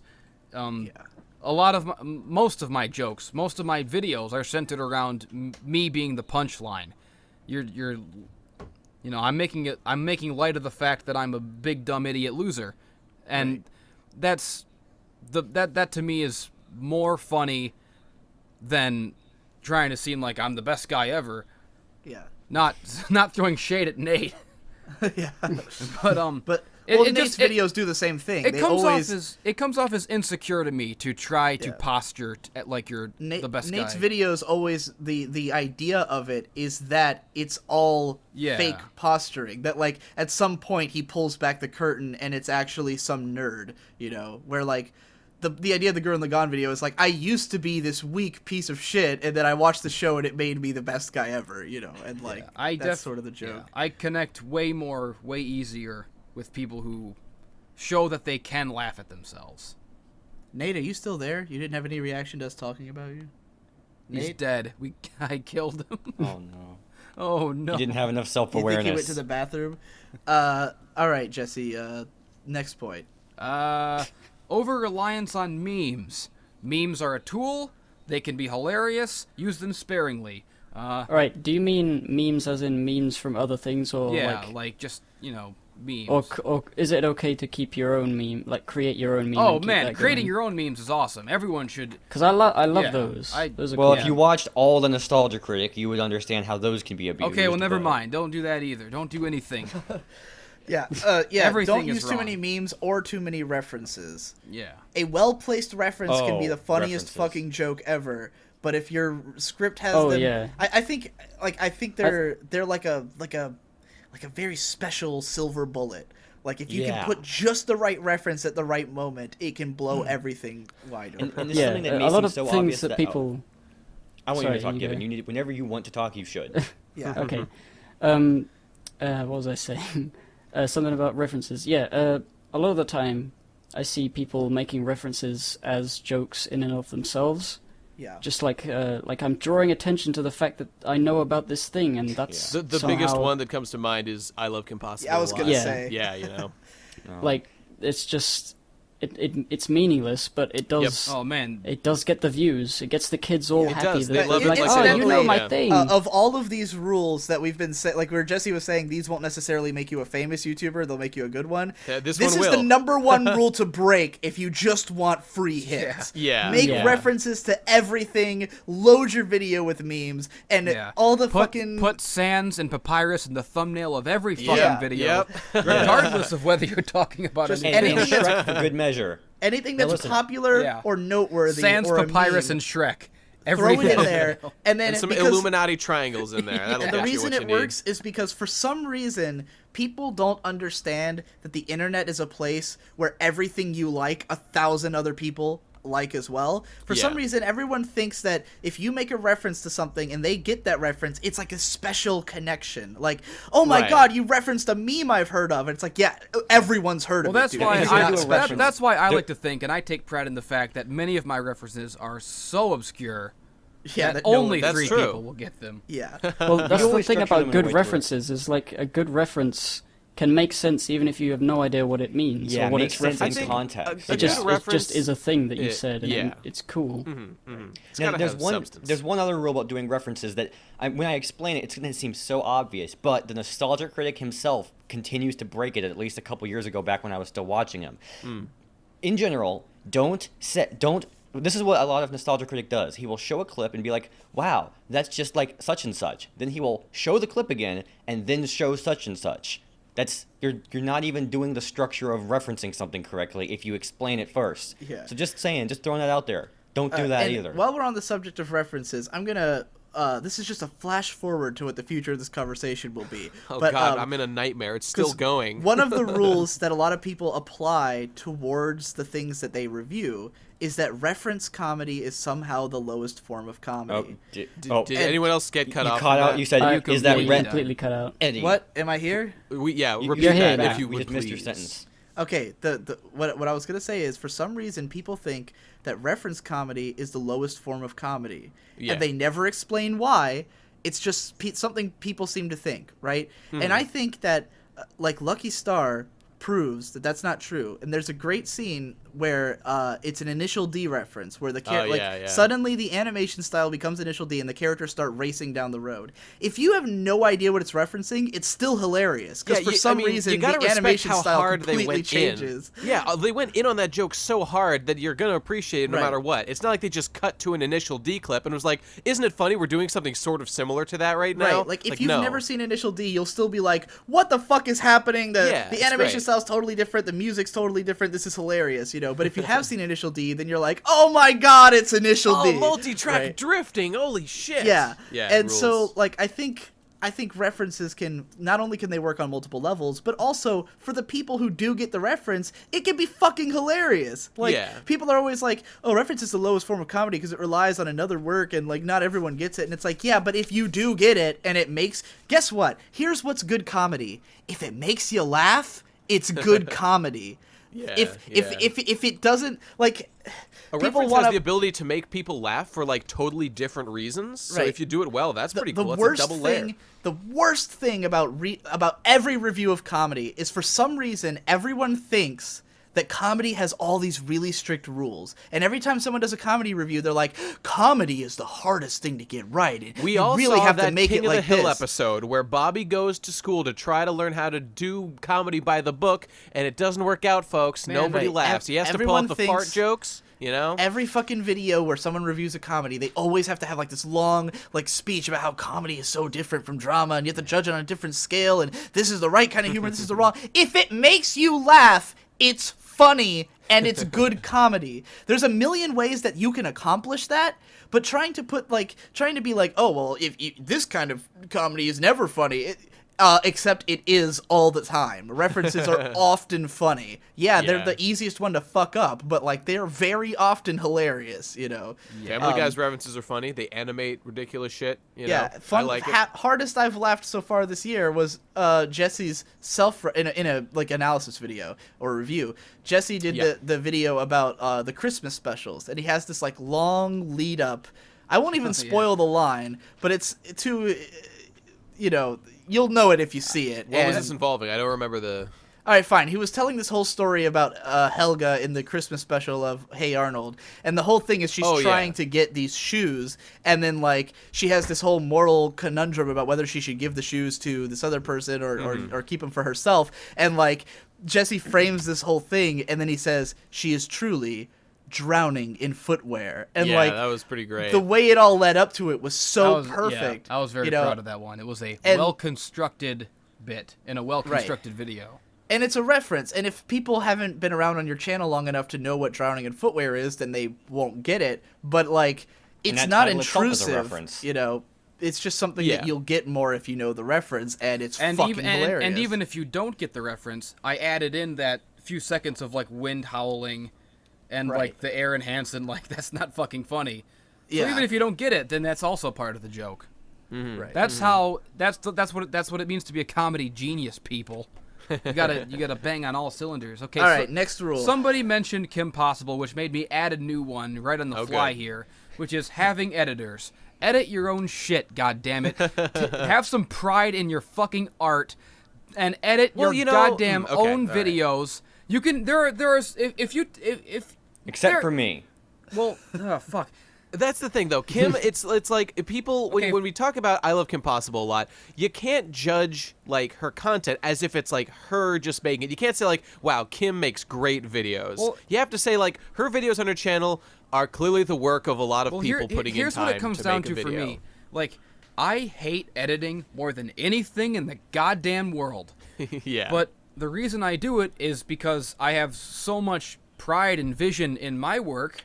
That I can't do it. I can't trust it to anyone. There's been times I said, Devu, edit a video for me. And he's like, okay. And I'm like, no, wait, never mind. I'm doing it myself. Fuck it. Yeah. And then the video will never come out because I can't even finish it. I think it's just a matter of, I don't think the rule should be don't have editors. It should be have editors who you're working closely with and who are communicating the same thing you are, you know? It's just about what you try to do. I don't think I could possibly ever make a video and have someone else edit it and it be what I wanted. There are so many nuances and gags that come from the editing process that you think that's of what during it's all that. about. But at the same time, sometimes you're...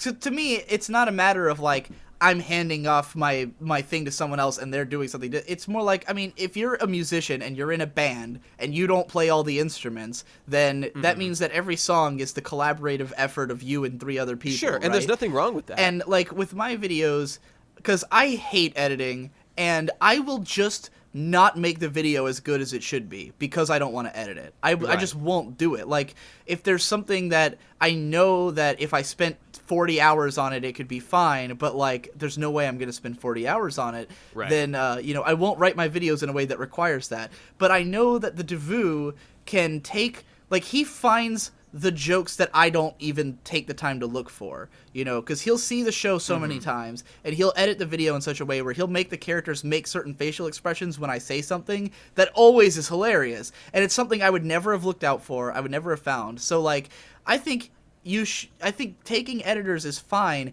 if they are better than you, and they are, like, they understand your vision, like, just as well as you do, and can, or if you just like I like Devu's videos that he edits for me more than I like my videos that I edit for me. So, like, I would rather he edits them. Yeah, and it's good to have an editor if it's clear that you're using it to make your content better or bigger or more voluminous. Like, you know, I guess Kim Possible, it just feels lazy, but I think you guys are trying too hard to justify using an editor. You can use an editor for whatever you want at any time.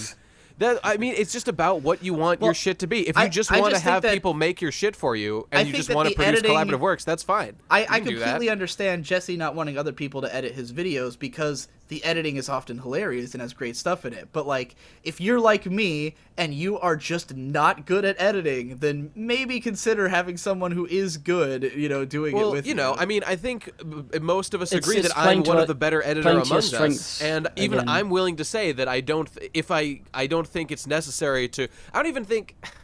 I was going to say, like, you don't have to have the best video it could possibly be all the time. Like, you can... I definitely have been moving away from putting in too much effort into stuff. Like, especially on YouTube, we're incentivized to make fast content. Rule. Here we go. Okay. Jesse, how about this? How about this for the rule? Earn your editor. How about that? Yeah, sure. Or at least pay them.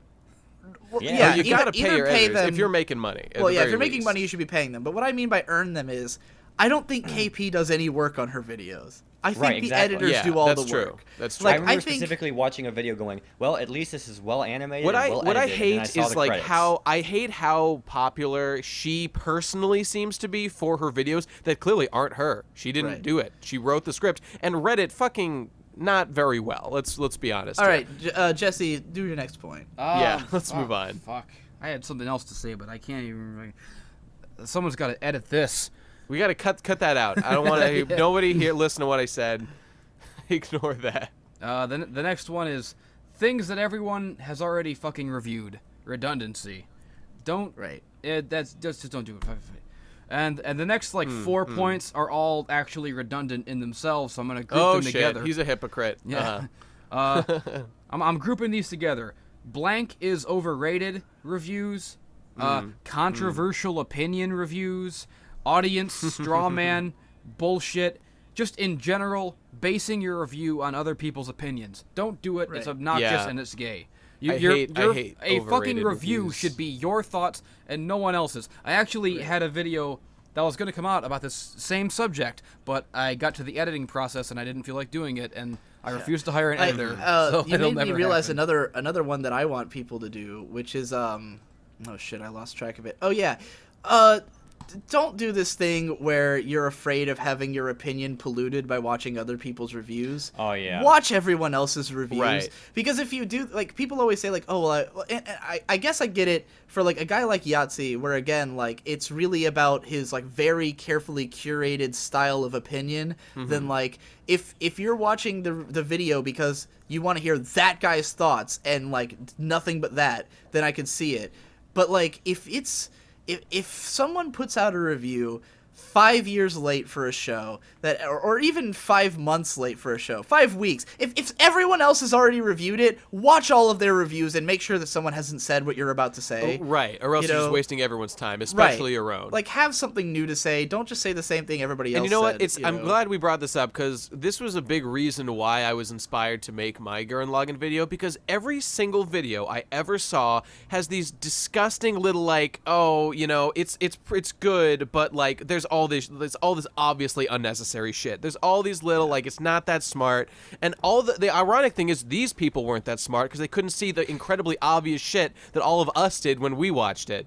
And so this was an example of having to do something. This show is loved but still vastly underrated for what it actually accomplishes, which was bizarre to me and had to be corrected. So that's exactly why I started doing my with Evangelion, I was so worried for a long time that I was everyone's already talked about Eva, and it's not going to be worth it unless I either say absolutely everything or say something new. Right. And then it was sort of gradually realizing that there was a lot less Eva analysis out there than I thought, and then trying to come at it from somewhat new angles, or just sometimes it's just representing something that's not in that medium. I'm willing to do a video on a subject that I've read a lot of reviews about, but no one's made a video out of it because I think that people don't go back and don't read text, Sure, yeah. There's a few Ghost Lightning posts that I outright just want to adapt into video because it'll exist in this medium now. I think that's a good idea. They'll probably get a lot more exposure that way anyway. All right, so Jesse, you finished off your list, right? No. Oh, geez, how many more? My list is eternal. It's endless, like me. Okay. All right, well, let's do the next one. The next one is blatantly missing the point of what you're talking about. Example. Sure. Example is Evangelion sucks because the characters are unlikable. Fuck you dumb shit. Yeah, I mean, I don't like reviews that are obviously wrong. Not a fan. You could say, the characters are unlikable, ... I know that's the intention, but I don't like it. Then that's okay. That's fine. Well, I have a problem in general of people saying, this character is bad, so the show is bad. Well, that's going to get us into part 2 of this podcast. So, part 2. People having their own rules. I'm not done with my list, goddammit! No, your list is going to apply to this as well, I think. Okay. Part 2 of this podcast, people's rules about shows. Like that one. That, here's the one that bothers me the most, and this is what made me want to do this podcast in the first place. My trigger is when someone says that the pacing is bad and then doesn't explain why. That is my number one trigger now in an analytical video. Is because people have taken for granted that a piece of work is supposed to be certain things, that it's supposed to be paced a certain way, that it's supposed to present its narrative in a certain way, the characters are supposed to be a certain way, and the only times people break from their pre-interpreted formula of what it's supposed to be is when it's obviously not supposed to be that, right? Sure. Because everyone loves art house movies and stuff where, like, you look at it and you go, oh, well, they obviously paced it differently because it's sending a message. But then when that's not obvious, people are like, it's just badly paced. You know? Yeah. And that drives me insane because it's like you're so close to getting it and not. Like, you clearly understand that every work is trying to do something different and that you should judge them on their own merits, but then you're trying to put all of them into a box at the same time. And it's like certain things are just the exception because you can tell it's art. You know, like, oh, well, obviously Ava's trying to do something different because it's Ava. Yeah. Whereas, like, if some, you know, late night TV anime that's, like, really weird and no one gets why, and they're just like, oh, it's just Actually, shitty. I should rephrase the wording of this rule. Instead of missing the point of what you're talking about, the rule should be saying anything negative about Evangelion ever for any reason, or disagreeing with me about anything. You know, that's an important point to remember when interpreting the intentionality of a work, is that every single detail was intentional, whether or not the intention was smart. Oh God, there you go. There's another huge one. This is another one that, like, immediately pisses me off, is when reviewers think that they are smarter than the creator. Yes, that's what I was trying to say. Insane. But said stupidly. When does that come up? What's an example of that? The worst game designer is categorically a more fulfilling artist than the best reviewer. That's my emotional I don't think so. opinion. I disagree with that. Maybe. That's my emotional opinion. That's how I feel. I think that a lot of bad art gets made in full self-awareness. I think that a lot of stuff, like, there are some cases where obviously the person just doesn't know what the fuck they're doing. Like, if you look at, like, Birdemic or The Room, where, like, the creators really thought they were making, like, a masterpiece and really came out and said that, and then people were like, you're insane. Like, this is not good, you know? Right. That's a different story. There's obviously a reason why he picked the individual gifts for the birds. Like, he's like, well, this one is pointing in this direction, which will make more sense than that direction. Yeah, but I mean, I'm talking about, like, in the broad sense, you can tell the guy doesn't appreciate what's bad about his movie until people told him, you know? But I think that a lot of creators make stuff, like, especially professionals, like, if we're talking about, like, an anime show gets made, right? Yeah. And, like, the plot is full of plot holes, the guys who wrote it probably know that.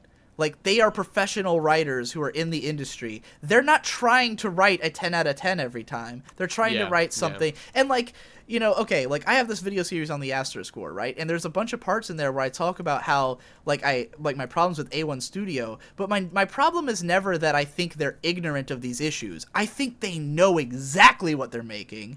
Which is much worse, really. They have to, because it's just their job. You know, like, they're doing it. And if you look at, like, if you listen to a lot of interviews with, like, Japanese creatives and stuff, they very often make it clear that, like, everything was intentional. Like, the style of story like, Japan is very, like, demographically driven and very, like, genre driven. Where, like, if they're making a show about beautiful girls, it's a beautiful girls show. You know, like, they'll call it that. Like, that's the concept they went at it with, was, oh, we wanted to make a beautiful girls show, so we came up with a story, and here's what it is, you know? And, like, everything else is kind of incidental to the fact that it's a beautiful girls show. You can make a great show on that basis, like something like Gurren Lagann. They went at it like, we want to make a mech show. Or Eureka 7, which was, we wanted to make a video game that had an anime tie-in, and here's what we made, you know? Wait, what? Did they do that? Yeah, a lot of anime is based on it being a franchise where, like, they, like, with Eureka 7, it was like, we want to make a video game and an anime with this robot designer, so let's come up with them, you know? Huh. And I didn't actually play the first video game of that. I didn't know it was, like, I thought it was just a derivative work afterward. No, but the thing is that, like, it's different teams working on each, right? And, like, the people who made the game didn't make an amazing game that will be remembered for all time, but the people who made the anime did, you know? But, like, it just happens that, like, I think everyone knew what they were doing. Everyone works on these things just like, well, maybe it'll be good, and then they make something, and sometimes it just happens to come out really amazing, and they're like, here's sweet, how you, we actually here's how you did put it in one of your old videos. One of the best points in your really old Pony videos was, nothing is made thoughtlessly. It's just that some things are made with stupid thoughts. But it wasn't like they didn't even think. That's impossible. Every single problem in My Little Pony, for instance, has been acknowledged by the writers. They're completely aware. They're like, yeah, we had to do that because Hasbro mandated it. Or, yeah, we had to do that because we didn't have time to fix it, you know, like the episode 15 of season 1, Feeling Pinky Keen, the one where she's got the powers, like the writer of that, like, he had written the episode. No, it wasn't that episode. It was one that's in season 3. Or an even better example, Magical Mystery Cure, where Emmy Larson came out and admitted that everything I said was correct. Right.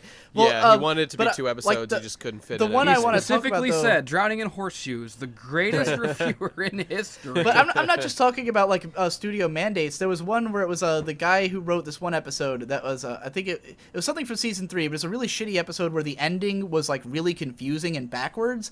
And I asked the writer on Twitter, like, what was up with the ending, and he said, like, it was just a mix-up in the scripting, and we couldn't fix it in time. You know, I wonder if you could evaluate all the reviewers and then get a robot to calculate which reviewers most often neglect the context of the fact that the writers are human. Oh, here we go. Mysterious Mr. Enter. That's my biggest problem with him. And then test to see if those reviewers who are more likely to do it don't make any art of their own outside of these YouTube videos. Like, if they're not the kind of kids who made, drawings that much, what bothers I wonder me if the that's most what they are. About the few Mysterious Mr. Enter videos that I've seen is that he really focuses on the writer, and he'll be like, Megan McCarthy, how could you make this shitty episode? And I'm like, I am absolutely sure that she knows all the problems with it. She wrote it. No one is more intimately familiar with their flaws than the creator. And I think we can all attest to this, right? Every flaw in all of our videos, we know what it is. Like, I know. And in fact, many problems that people don't interpret as problems, we do see them as problems. Exactly. So like, take every video I've ever made. That's one for the commenters to take to heart. We know better than you what the fuck is wrong with our videos. Every single time I flub a word in my script, I find it because I edit the video. So, like, I record this long script and I edit it together, and then I hear where, like, I skipped a word at one part, and I'm like, oh, fuck. And then every time I watch the video, all I can think about is that. Sometimes we just don't get around to fixing the problems. And I think a lot of, like, really professional stuff, it comes from that place, like with anime especially, because it's all churned out on, like, a schedule. You can't just go back and fix it. You have investors. There's people, a time slot picked out, If you get to episode 12 in your writing and you don't have time to fix the plot hole, then it's just, fuck it, we're shipping it. Like, we can't not. It's too far along. And I think so few people appreciate that, and they act like, oh, this writer's such an idiot, how could you do this thing? And it's like, I assure you they're aware of it. Now, that's true. You shouldn't assume those things, but you should still, of course, incorporate those into your thoughts on the overall show. For Mr. Enter, I've heard that he's felt bad about a lot of his old reviews and has, like, taken them down. I think because his Patreon Good, he should take down his whole channel. Fuck bad. him. So yeah, I think I as I've said, oh shit, I lost my train of thought because you brought up Mr. Enter and I forgot what I was gonna say. This is what Mr. Enter does to the community. Well, speaking of Mr. Enter, the next item on my list happens to be overly complex scoring systems. Yeah. Sure, okay. Get the fuck out of here with your, it gets a 3 out of 5 for sound design and a 2 out of 5 for voice acting, a 4 out of 5 for graphics. I don't know what piece of media has those criteria. Yeah, fuck that. Just talk about the thing. And here's what bothers me about rating systems is that they should always be fluid, and therefore they should never be in a video. Like, if I watch a show that's a 10 out of that I consider a 10 out of 10, and then a month later I watch a show that I consider to be much better, and that's now my 10 out of 10, then my old score is completely irrelevant. I'll put it this way: if I have sex with a hot girl, and I'm bragging to all my friends about it, which happens often, as these guys can attest to. Oh, yeah. Oh, yeah. But if I Define have sex... hot. Well, that's what I'm about to do. If I have sex with a hot girl, and I'm bragging about it, like a douchebag, as I am, I don't go, well, her tits were a 5 out of 10, but her butt was a 6 out of 10, and then... I give her one numerical value and only one for the whole package, because people are not a bunch of separate, compartmentalized things. People are wonderful, beautiful creatures, even when they're like a 6 out of 10. That bitch you couldn't give much head, but her pussy game, man. 10 out of 10 on that shit. 10 out of 10 on that pussy game. Here's where I think that every scoring system falls apart when you try to do it that way, right?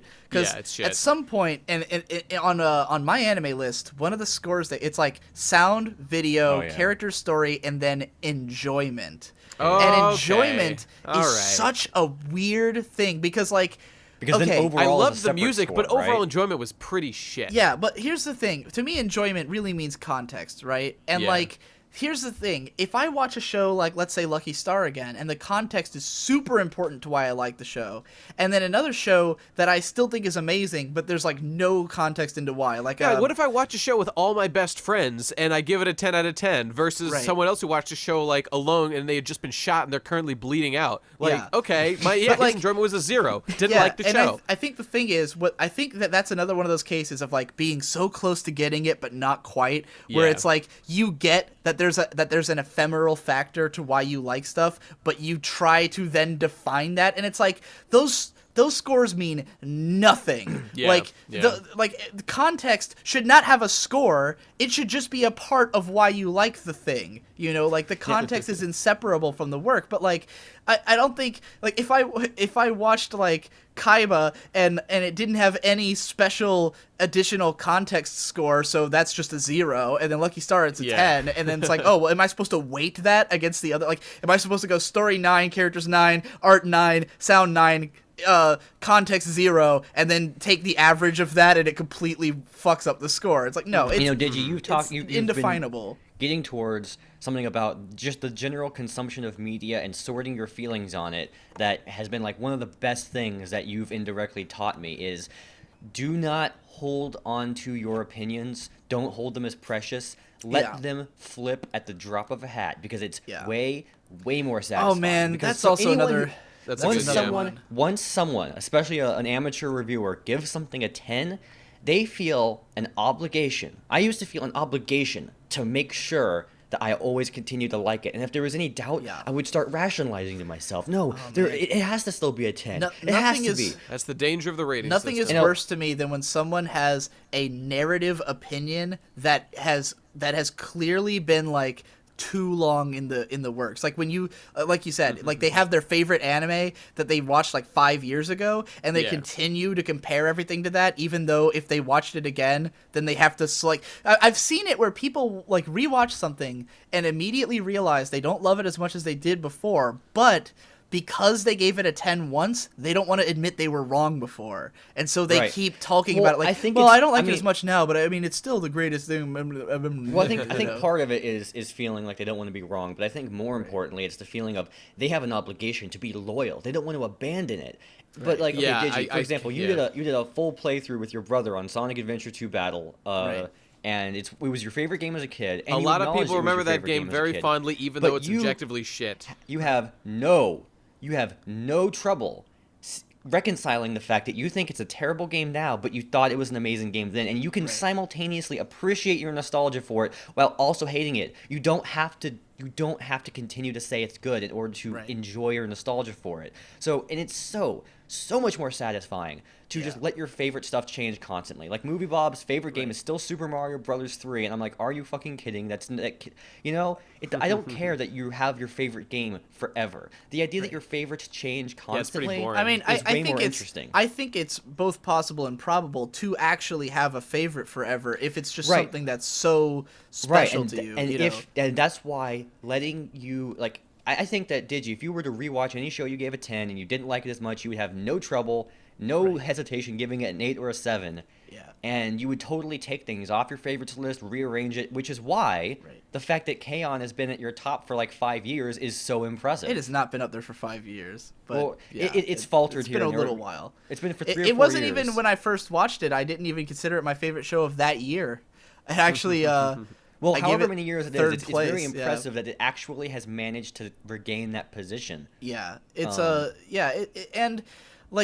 changed stuff up so much, but I think that it's possible to have a favorite because of the context around it, and that it's been with you for so long that's why it's your favorite. But again, it has to be genuine.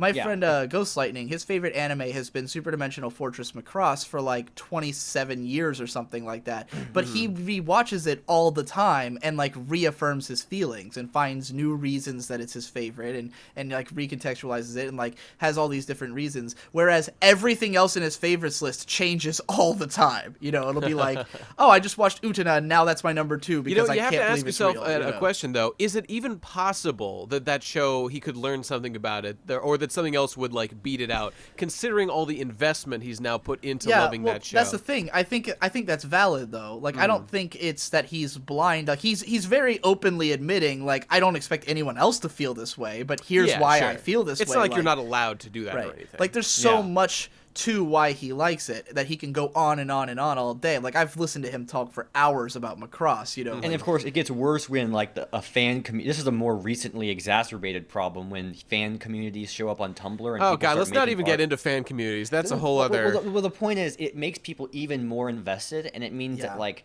people have to keep. It's that much harder to get out of it. Right. Like Undertale is a single-player game with a few different story paths, and once you're done, you could probably put it down for a year and come back to it. But because so many people just draw comics and no one cares, but then they draw stands crying and people care, and so now they have to keep caring about Undertale Mage says currently forever. it's her favorite game ever. Would it be without Tumblr? No, definitely not.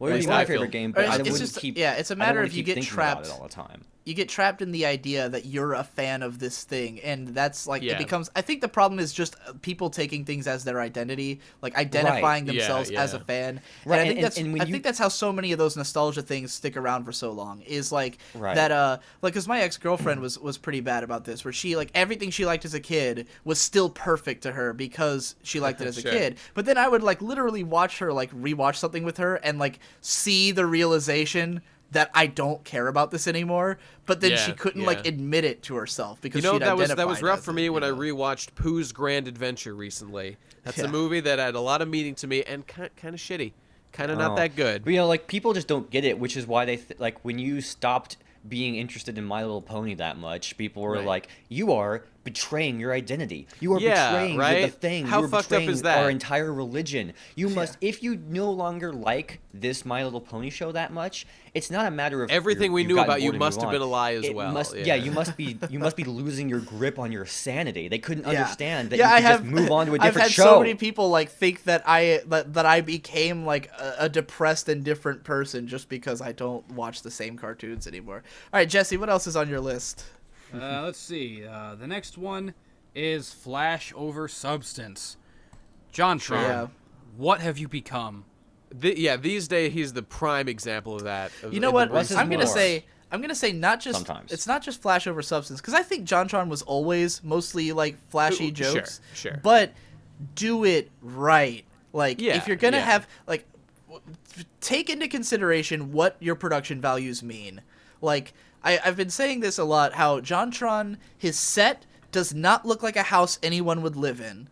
And therefore, you do not have... It's like a creepy, dark brick fucking fortress. Right, it's literally a set. And like, when you watched JonTron's videos before, the idea was he's in his apartment playing video games. When you look at him on this set, you just think, why the fuck are you playing video games on a set? Why are you doing that? And like, talk about like completely undoing all the like comfiness of his old stuff. He's got like this like slave like extra he hires, and he's got like people coming in through the door and like dressed in these fancy costumes and shit. It's like, what the I mean, I actually like the Ethan Klein Kool-Aid thing. That was a good joke. That was funny. It was simple. It hit the point. That was everything that was good about JonTron.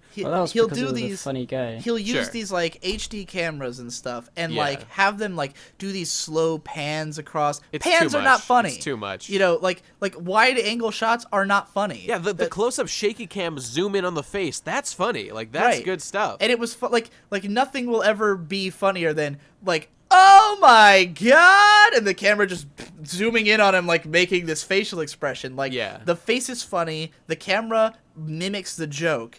Having a slow panning shot of you in a weird set in HD, it's like this is what I would expect from a product shoot, not from a fucking comedy video, you know. Well, here's basically how it works. The more details your joke has, the more every single detail has to be perfect. If your joke is bare bones, the bare bones can work. But if you're going to be complex, you have to be an absolute master in every single medium to make the joke land. John got to this place by doing the opposite of what he's doing now. And now he's trying to apply that same formula, and it's not working at all. Yeah. It's totally wrong. If you're going to up your production, you have to up your writing. Yeah, like he can't be doing what he's doing now if he's going to have all these high productions. He needs to do like, I don't know, something else. Something that if you can't just have a set because it looks expensive. Have a set because the joke involves a set. Like, man, I get so mad when I think about how much money he's wasting on this only to make much worse content. It infuriates me. Do you think it really hit me when he had a small horse pony on the set? Yeah, what the fuck, dude? And the joke was, I have a horse. Yeah. And it's doing things to my set. Yeah, it would have been 100 times funnier if he had, like, one of his buddies in a shitty horse costume. Like, that would have been so much better. Not cost, like, $1,000 for a day. And the whole video wasn't about horses at all. It was just he had the opportunity to when buy I see it, I'm horse. like, I could never do this. This is unrelatable. How much funnier would it have been one. if the joke had been like it was a guy on a horse, but he was like who was dressed as a horse, and he's like, look, I can afford a horse now, and then it's a guy in a horse costume. Like that would have been much fun. It's like some Letterman shit, right? Like they bring out like celebrities and they'll like do retarded dances and shit. It's like it feels alien. Do you think it's possible that B-Tongue has deliberately avoided buying good audio equipment to create the narrative that he's some random asshole throwing together something in a movie? In this case, no. In this case, I think he's just cheap and doesn't make any money off his videos. He clearly doesn't prioritize YouTube. I don't think that's the only reason, but I bet whenever he's considered getting good audio, he's like, well, if I keep it shitty, then I continue to look like a total jerk facehead, and I wonder if that's part of the incentive. I highly doubt. I don't think he really concerns himself with his own YouTube narrative that much. There's three more things. There's only three more things on the list. This one is reviewing people. Don't do it. What's an example of that? Aren't we doing that right now? No. It's like I mean, like specifically guys like Sargon of Akkad. Like all he does is like pick out people, and that leads me into the next one. Response. This is the main part of it that annoys me. Yeah, I think I know where you're going. Response videos that pause to make a glib comment about every fucking line. Oh shit. Oh yeah. Those are Sargon of Akkad. Even Thunderfoot kind of does it. He's better than most. Amazing Atheist. Shoe on Head. All of those fucking people. TLDR.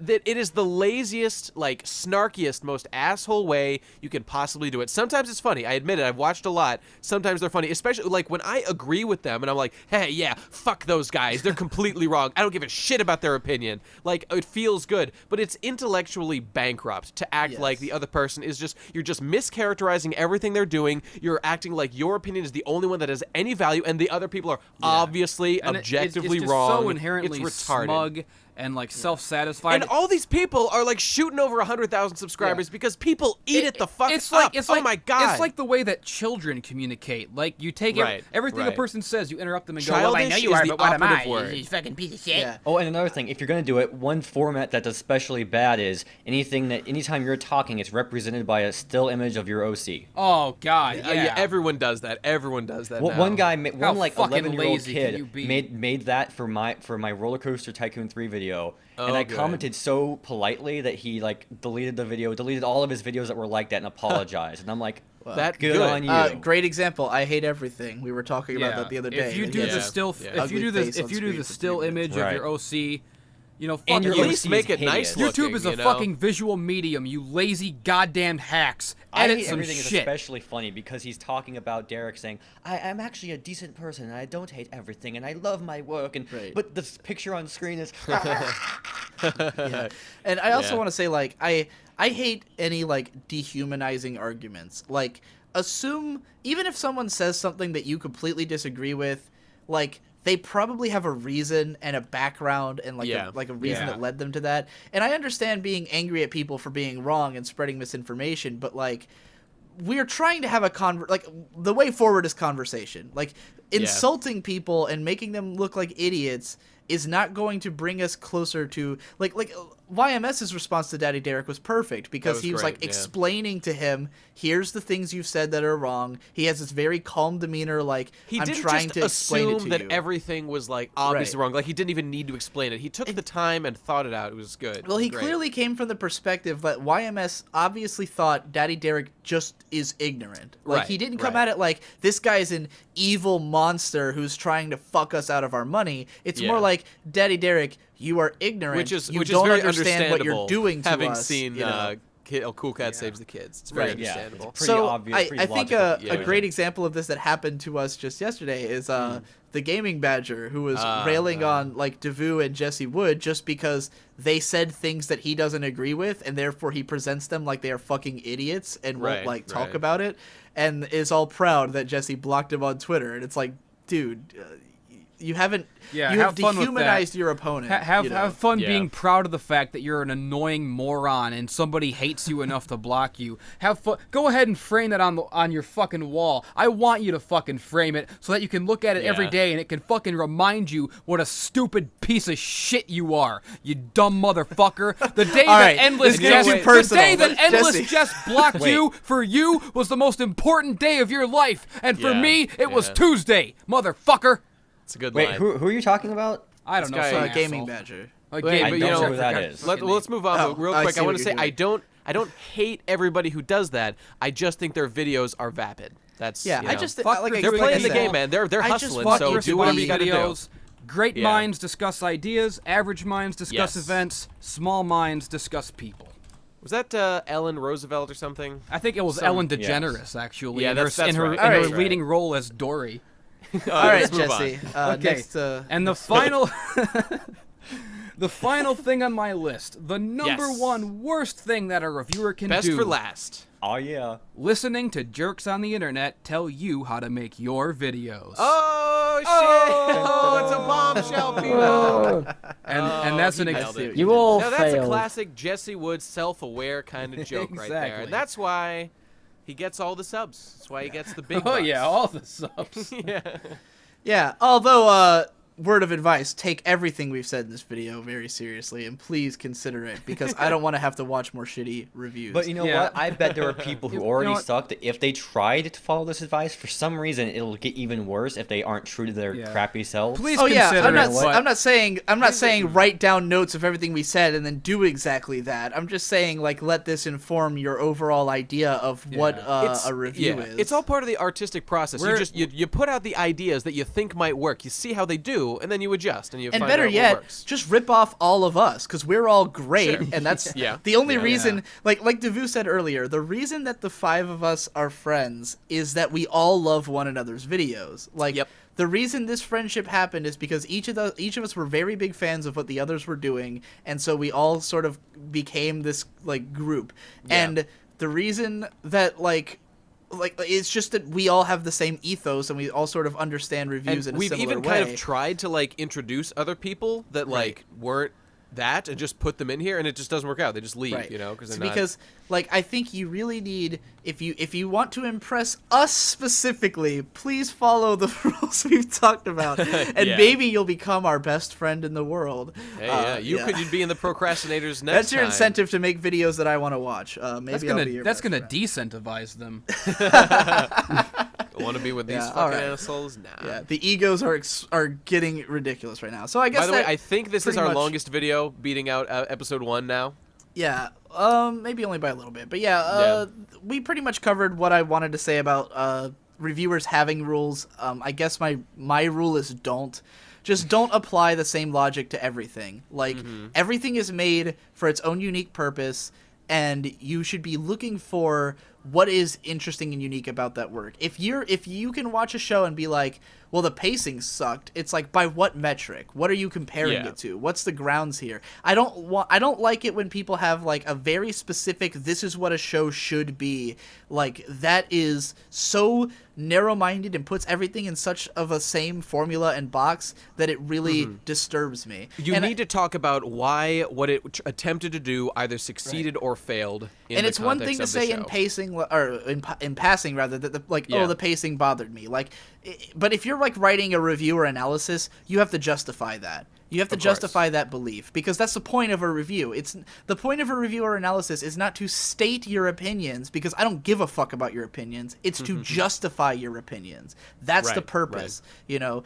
To just want to say, if you haven't, if you've always wanted to like do reviews and stuff, don't let us all these rules intimidate you into not trying.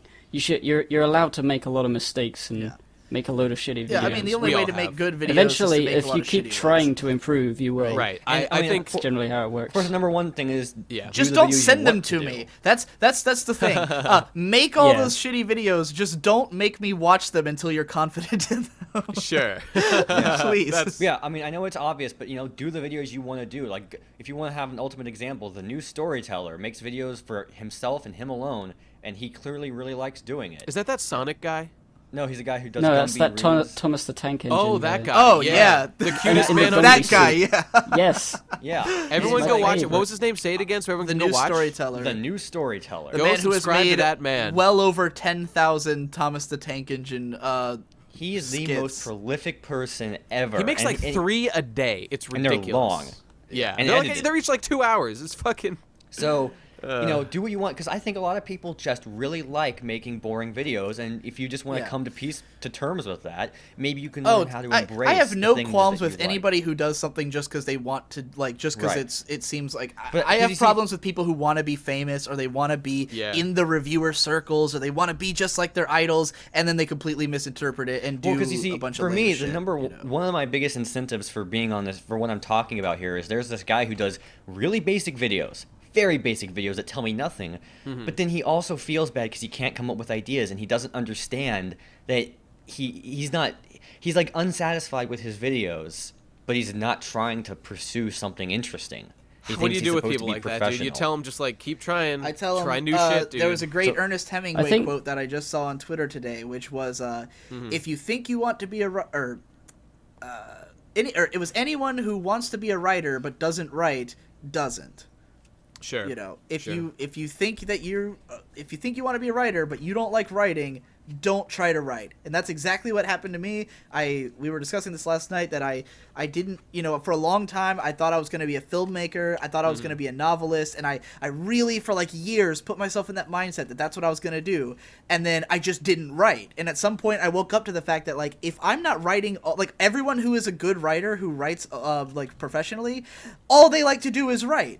Stephen King pumps out a book every year because writing is literally all he likes doing, Yeah, If it doesn't come, if it's not something that you innately want to do, then maybe it's not for you. Like, if it's something you have to force Right. yourself and you don't even enjoy it and you just feel like you have to because it's obligated, Because like, this shit is hard fucking work. This takes a Right. long And, ass time to make like, something. all of my videos are completely out of, like, I can't live with myself not sharing these opinions, Right. Yeah. Jesse's especially. Jesse is the most, like, I can't do anything but make videos, and therefore that's what I'm gonna do guy, Yeah. Yeah, like if your only way to make, like, let's say by default you make your videos shittily, like they don't have good production values, but if by making the videos well produced and following these rules that we've outlined makes it completely not fun for you. Like, obviously making the videos good takes a lot of work and it gets really tedious, but if the work completely drains your enjoyment of it, then just make shitty videos, Yeah. because then Yeah. those videos would have more soul, And just and soul don't cry counts about for them. something. Make shitty videos and don't Yeah. complain that you're not popular, and don't send them to people, and just Don't make them for complain that we're yourself. making fun of Remember you. the number one golden rule, everybody. The only one that is really important. The only audience that matters is you, yourself. Fuck everyone else. The audience is always wrong. Everyone can go fucking take a long walk off a short pier. Anyone who tells you what to do, or fucking fuck them all. Fuck them. The golden rule, as always. Dr. Horseshoe's cut golden out. rule. Yeah. Fuck them. He cut out sure there his for a shit second, but- recorded. all right, that's it, everybody. See you next time on the Pro Crastinators Podcast. Hopefully you gained some insight into this, or just enjoyed the catharsis of listening to us beat up on people. Wait, when did I cut out? Yes. I was saying some real shit. I just Yeah, laid it cut out down. your As golden soon as you rule. said your big point, It was your cut Skype out. I just laid for down everyone. the most inspirational shit, and now And no we'll one will never ever know. hear it. But it'll Actually, be no. it'll be in the recording though. Yeah. Oh yeah. I guess Rest- Oh so. yeah. Okay. Rest easy, my friend. You're gonna get the our- recording. It's gonna be like, remember. All right, let's all stop our recording. Wait, no. All right, everybody, say goodbye. Bye. Bye, B. Bye.